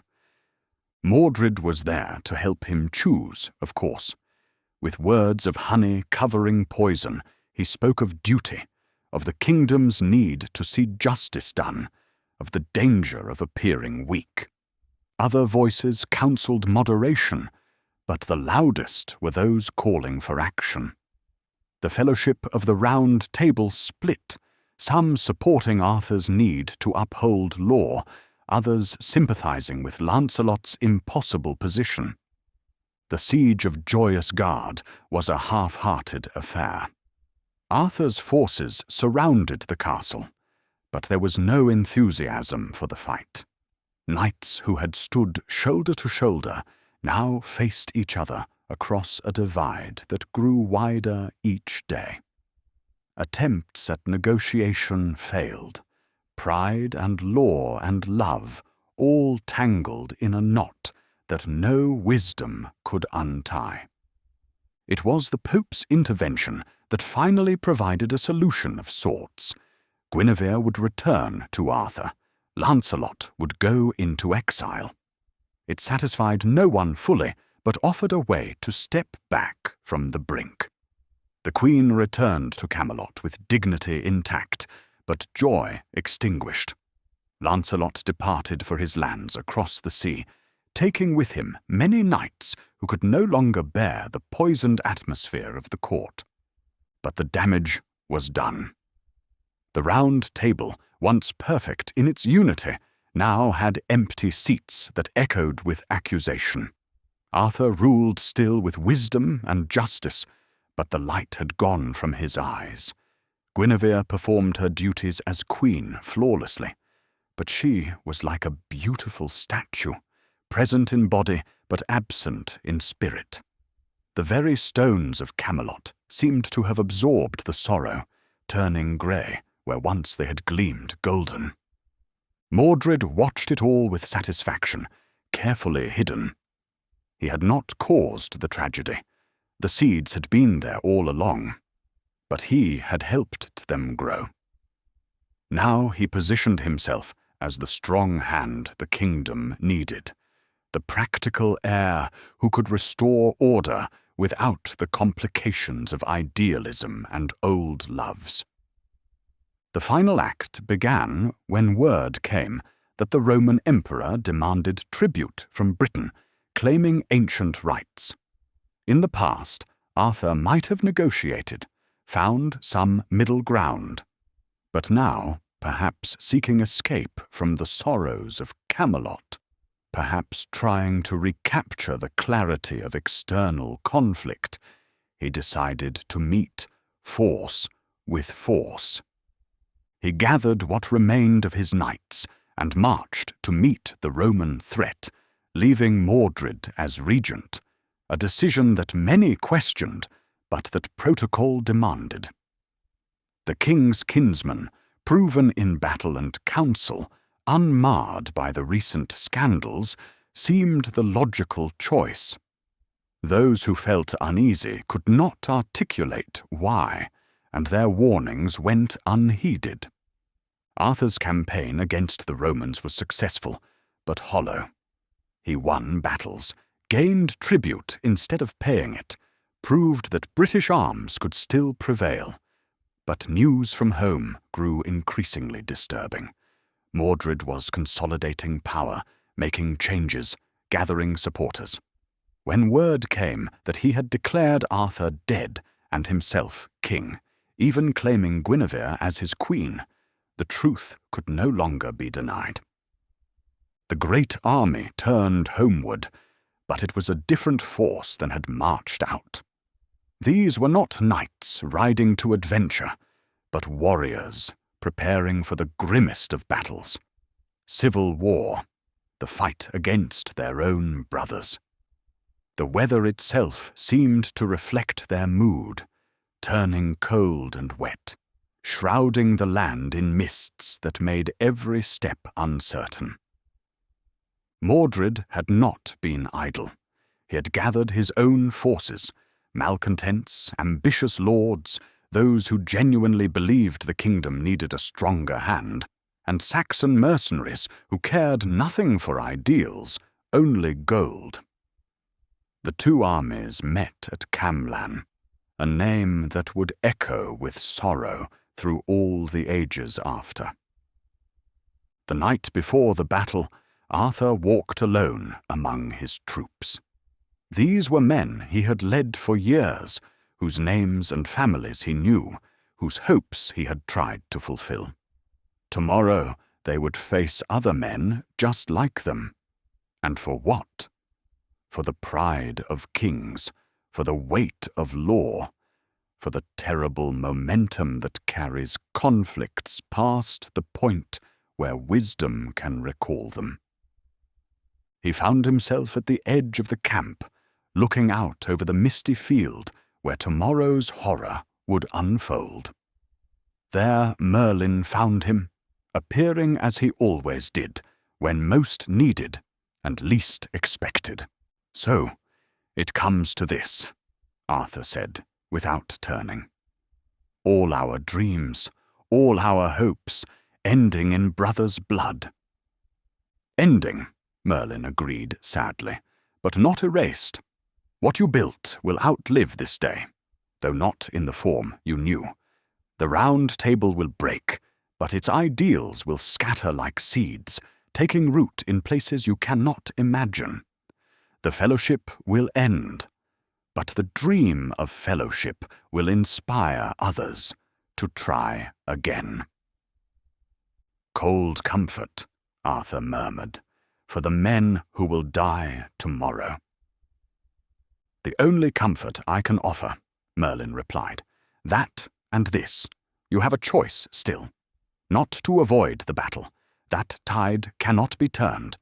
But how you face it, what final lesson you teach, that remains yours to decide." They spoke no more, but stood together watching the mist swirl over the field, each lost in thoughts, too deep for words. When Arthur finally turned back to his tent, Merlin had vanished, and the king knew he would not see his old mentor again in this life. The Battle of Camlann began with attempts at parley. Arthur and Mordred met between the armies, surrounded by their closest supporters. For a moment, it seemed agreement might be reached, terms of division, ways to avoid the slaughter. But fate, or perhaps human nature, intervened. A snake, disturbed by the mounted men, struck at a horse. A knight drew his sword to kill it. In the tense atmosphere, that flash of steel was taken for treachery. Battle erupted like a dam breaking. The two forces crashed together with a sound like thunder, and the careful formations dissolved into chaos. Friend fought friend, brother slew brother, and the flower of British knighthood fell like wheat before the scythe. Arthur fought with Excalibur singing in his hand, but there was no joy in it, only grim determination to end what had begun. He carved a path through the battle, seeking Mordred, knowing that only with his rebellious kinsman's fall could the slaughter cease. But Mordred was seeking him too, driven by ambitions that had curdled into hatred.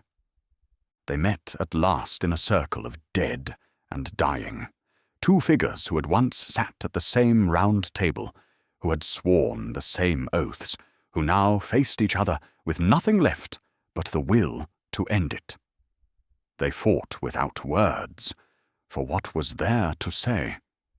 Each knew the other's skills, having trained together, planned together, shared bread together.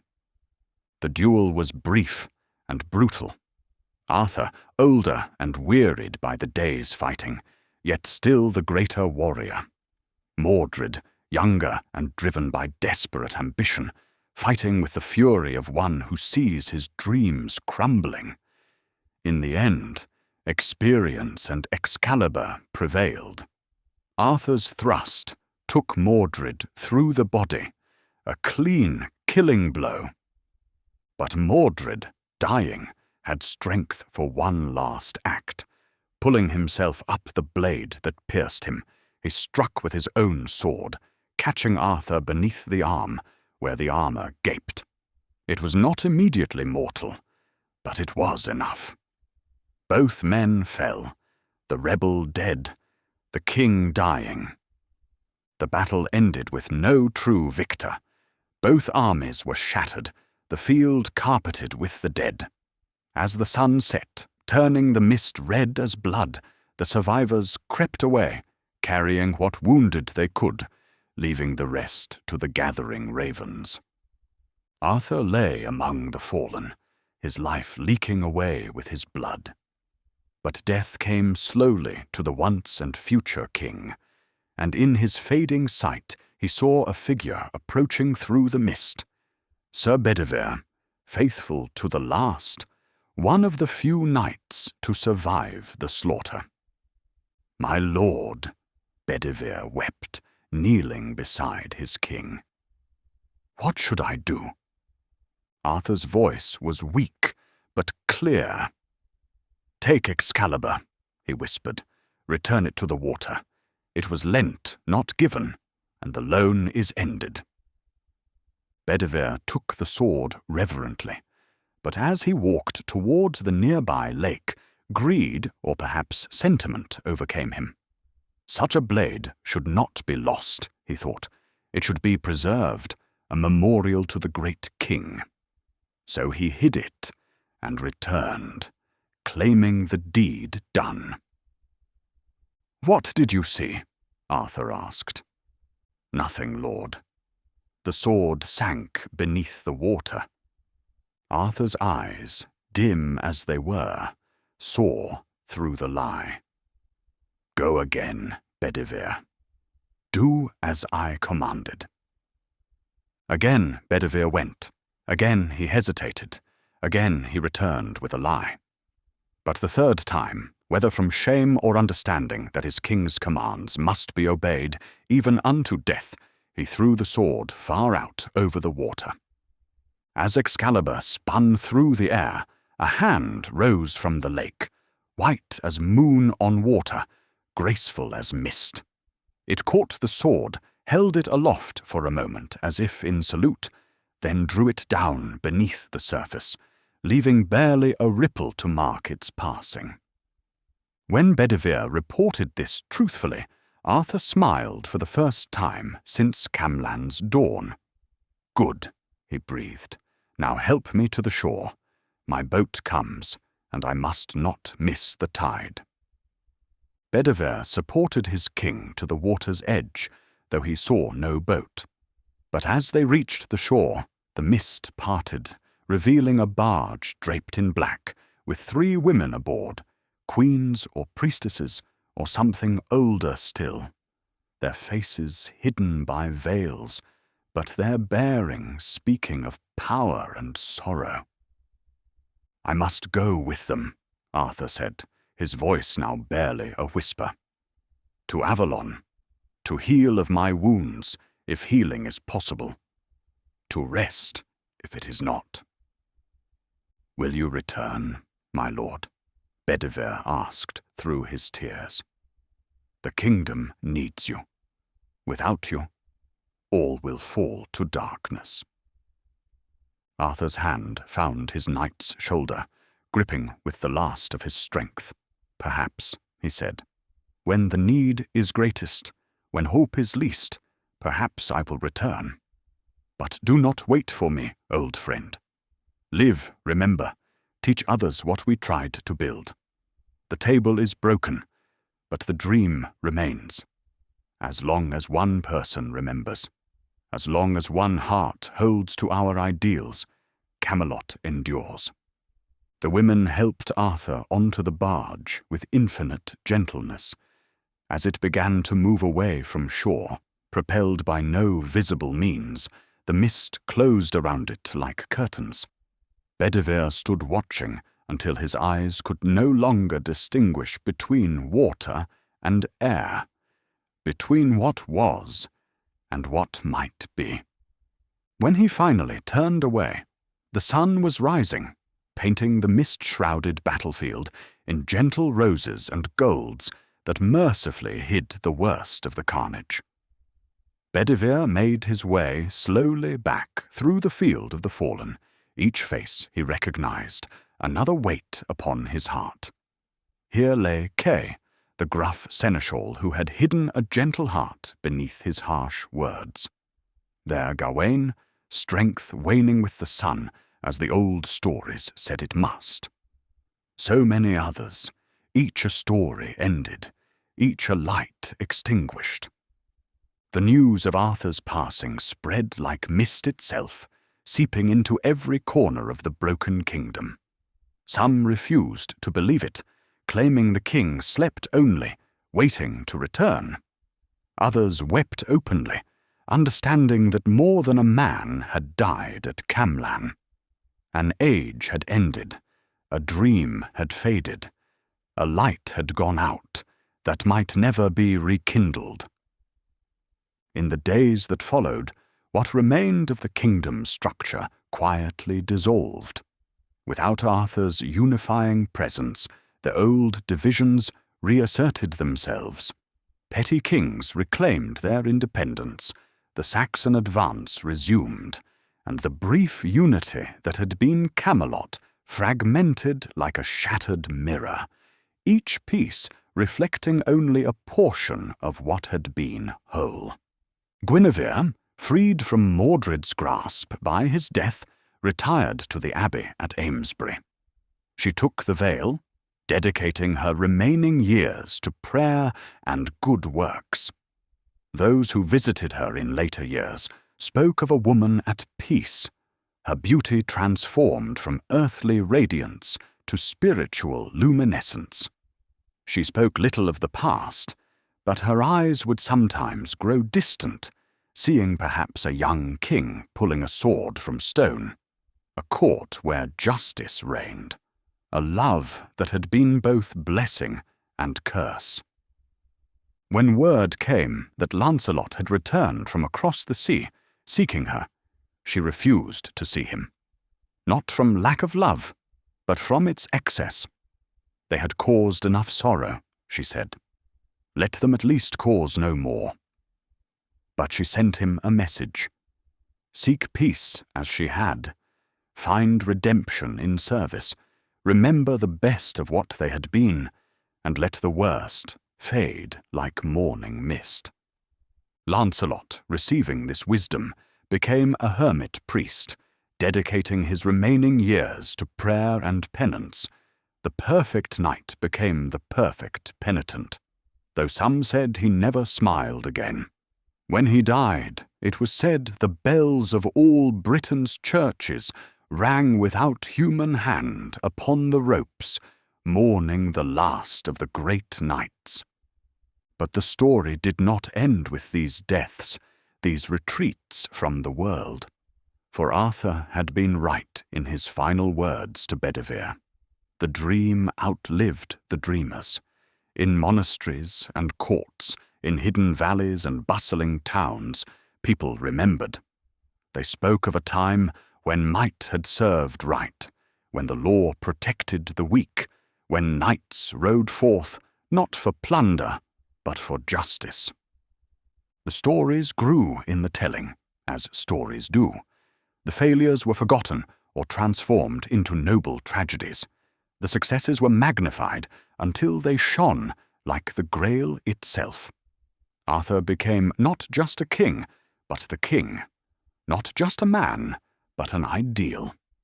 The Round Table became not just a piece of furniture, but a symbol of equality and fellowship that transcended its physical destruction.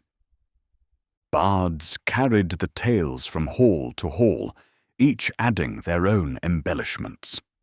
The Saxon conquest continued, but even the conquerors found themselves captivated by the stories of the British king who had held them back for a shining generation. They began to tell the tales themselves, adding their own perspectives, until Arthur belonged not to one people, but to all who heard his story. In the monasteries, monks wrote down what they remembered or had heard, preserving in ink what had been carried in memory. They added their own interpretations, seeing in Arthur a Christian king defending the faith, in the Grail quest an allegory of spiritual seeking, in the fall a warning against the sins of pride and passion. The story became layered, like an illuminated manuscript, each generation adding new colors to the design. But it wasn't only in grand tales that Arthur's legacy lived. In small villages, elders would settle disputes by asking, "What would the great king do?" Laws were maintained because Arthur decreed it so, even when the specific decree was long forgotten. The ideal of the Round Table, that men might gather as equals to pursue noble ends, inspired guilds and brotherhoods, councils and courts. Children played at being knights, not just fighting, but rescuing the innocent and defending the weak. Young lovers spoke of Lancelot and Guinevere, though drawing different lessons from their tale. Hermits and holy men cited Galahad's achievement, proof that purity of heart could overcome any obstacle. Even Mordred served a purpose in the stories, the warning of what ambition without wisdom could wreak. As the years turned to decades and decades to centuries, the historical Arthur faded, but the mythical Arthur grew ever brighter.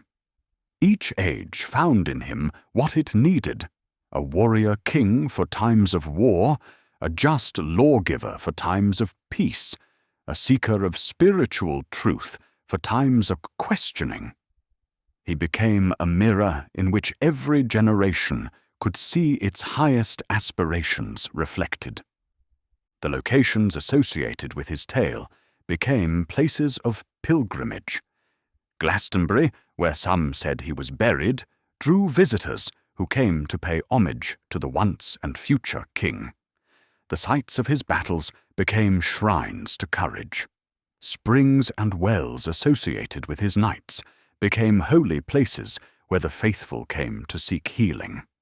Even Camelot itself, its actual location lost in the mists of time, became a spiritual destination that existed more perfectly in imagination than it ever had in stone. And always, underneath the elaborations and interpretations, ran the promise: Arthur was not dead, but sleeping. In Avalon, that isle of apples that existed between the mortal world and the eternal, he waited. When Britain's need was greatest, when darkness seemed absolute, he would return. Not everyone believed it literally, but everyone understood it symbolically, that the ideals Arthur represented were immortal, waiting to be awakened in human hearts when the time was right.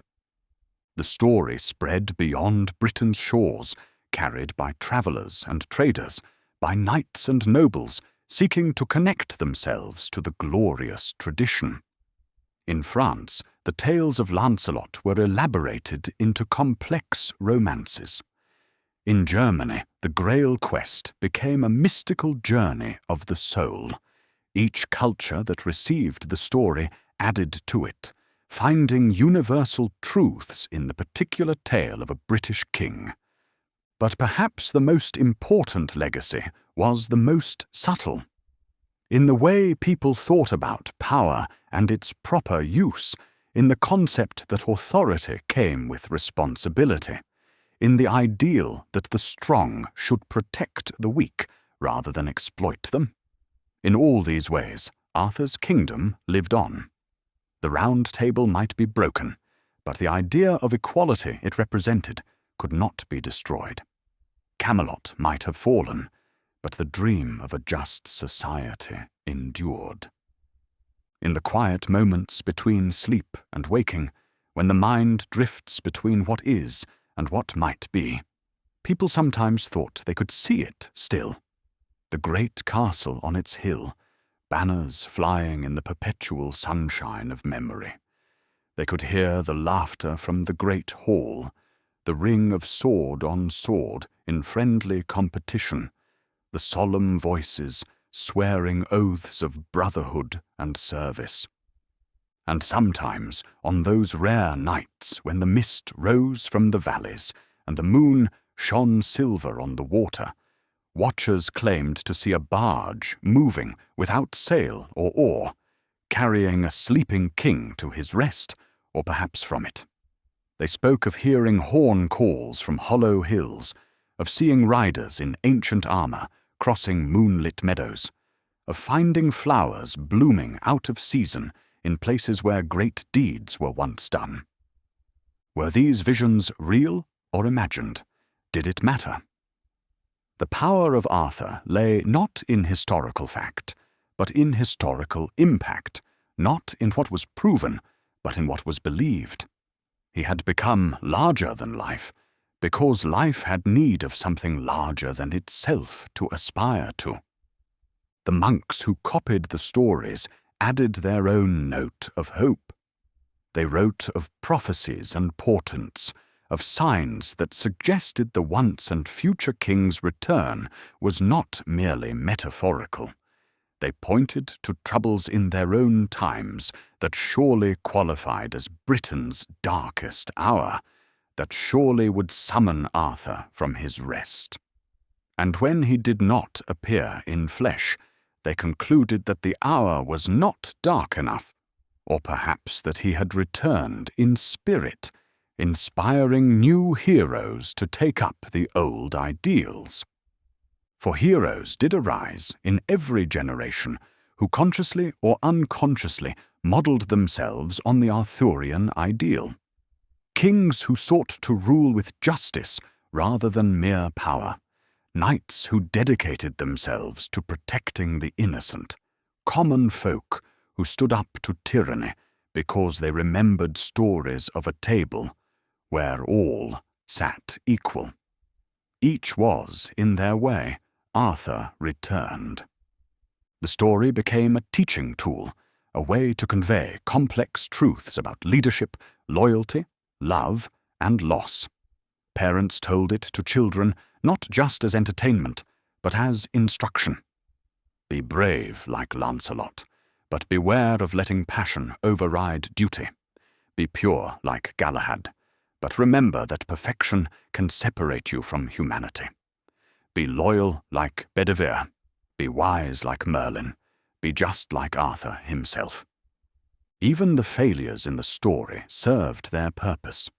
Mordred showed how ambition without wisdom led to destruction. The fall of Camelot demonstrated that even the greatest achievements were fragile, requiring constant vigilance to maintain. The tragedy of Lancelot and Guinevere warned that love itself could become destructive when it conflicted with other loyalties. These were not simple morality tales, but complex explorations of the human condition. Artists found endless inspiration in the tradition. Illuminated manuscripts showed Arthur in glory and tragedy, Excalibur blazing with holy light, the Round Table in its perfection. sculptors carved scenes of the great battles and tender moments alike. In every medium, creators found ways to make the old story new, to find fresh meaning in the familiar tales. But it was in the ordinary lives of ordinary people that Arthur's legacy showed most clearly. When a lord chose mercy over harshness, remembering Arthur's justice. When a knight defended someone who could offer no reward, honouring the oaths of the Round Table. When common folk stood together against oppression, inspired by the fellowship of Camelot. In all these moments, great and small, the once and future king lived and reigned still. The land itself seemed to remember. In certain lights, the hills took on shapes that suggested sleeping giants. Springs ran clearer near sites associated with the great tale. Even the Romans' ruins, which had seemed symbols of loss when Arthur first arose, now became part of the larger story, the foundation on which the dream of Camelot had been built, proof that greatness could arise from endings. And in Avalon, wherever Avalon might be, whether a place that could be found on any map or a state of being that existed beyond geography, Arthur slept on. Not dead, the stories insisted, but waiting. Waiting for the hour of greatest need, waiting for the summons that would bring him forth once more, waiting with the patience of the earth itself for the turning of the wheel that would make all things new again. Some said Avalon was in the west, where the sun set into mystery. Others placed it in the north, among the ice and aurora. Still others claimed it was not distant, but hidden, existing alongside the everyday world, but separated by the thinnest of veils. A few wise souls suggested that Avalon was wherever people kept the dream alive, that Arthur slept in every heart that remembered his story, and woke in every deed that honoured his legacy. The centuries rolled on, each bringing new challenges, new darkness, new need for the light that Arthur represented. And in each age, storytellers found new ways to tell the old tale, new meanings in the ancient symbols. The sword in the stone became a metaphor for finding strength in unexpected places. The Round Table stood for democracy and equality. The Grail quest represented humanity's eternal search for meaning and transcendence. Yet beneath all the interpretations and reimaginings, the core story remained constant. A king who served rather than ruled, who united rather than divided, who chose justice over power and paid the price for human frailty. A fellowship that showed what people could accomplish together. A dream that failed in one sense, but succeeded in another, living on in the hearts and minds of all who heard the tale. And so it continues, even to this very day, even in this quiet moment, as words fade into whisper, and whisper into silence. Somewhere Arthur sleeps, waiting. Somewhere the Round Table stands unbroken. Somewhere Camelot's towers catch the eternal sun. Not in the past, though the past remembers.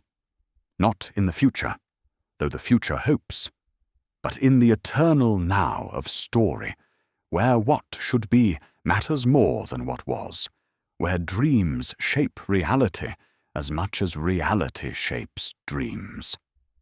The mist rises from the water, carrying with it the scent of apples and the distant sound of horns. The stars wheel overhead in their ancient patterns, writing stories in light that only the wise can read. And in the space between one breath and the next, between one heartbeat and its echo, the magic lives on. For you who have listened to this long tale, you who have walked the paths of Camelot in imagination, you carry the story forward. In your dreams tonight, you might find yourself at the round table, taking your place among the fellowship of souls who believe in justice, in mercy, in the possibility of a better world. You might glimpse Excalibur's light, feel the Grail's presence, hear the echo of noble oaths sworn and kept. And when you wake, something of that dream will remain. Not the whole of it, perhaps. Dreams are fragile things in the harsh light of day. But enough. Enough to remember that once upon a time, in a land not so far away, in a time not so long ago, there was a king who showed that might could serve right, that the strong could protect the weak, that different peoples could live in harmony, that love was worth the price it demanded. Enough to remember that the round table waits to be rebuilt in every generation, in every gathering where people meet as equals to pursue noble ends, that Excalibur waits to be drawn by every hand that takes up the cause of justice, that the Grail waits to be found by every heart that seeks something greater than itself. Enough to remember that Arthur sleeps, but does not die, waiting in Avalon for the summons that each of us can sound, not with horns or heralds, but with choices and actions, with the daily decisions to be better than we were, to serve rather than be served, to build up rather than tear down. The story ends, but doesn't end. The king departs, but doesn't leave. The fellowship breaks, but is not broken. For as long as the tale is told, as long as hearts quicken to hear of noble deeds and impossible dreams made real, as long as people gather in the name of justice and hope, Camelot endures. And now the tale is yours, to keep or give away, to remember or forget, to retell in your own way to your own time. The once and future king has passed the torch to the once and future listener, who becomes the once and future teller, keeping alive the light that Arthur kindled in the darkness of a falling world. Sleep now, and dream of Camelot. Dream of towers that touch the sky and hearts that touch eternity. Dream of swords that blaze with righteous fire and cups that overflow with healing. Dream of fellowships that cannot be broken by distance or death. Dream of a king who waits in Avalon, who will return when the need is great, who perhaps returns even now in every soul that chooses light over darkness. And when you wake, remember that you have walked in Arthur's hall, sat at his table, heard his story from beginning to not quite ending. Remember that you carry within you now a piece of that eternal dream, yours to nurture or neglect, to share or hoard, to make real in whatever small way your life allows. The mist settles over the land like a blanket, soft and encompassing. The stars fade one by one into the lightening sky. Somewhere a bell tolls, marking the end of night and the beginning of day. And in that sound, those who listen closely might hear an echo of the bells of Camelot, calling the fellowship to rise, to ride forth, to make real once more the dream that never truly dies. Thus ends but does not end the tale of Arthur, the once and future king, who was and is and yet shall be, world without end, in the hearts of all who dare to dream of Camelot.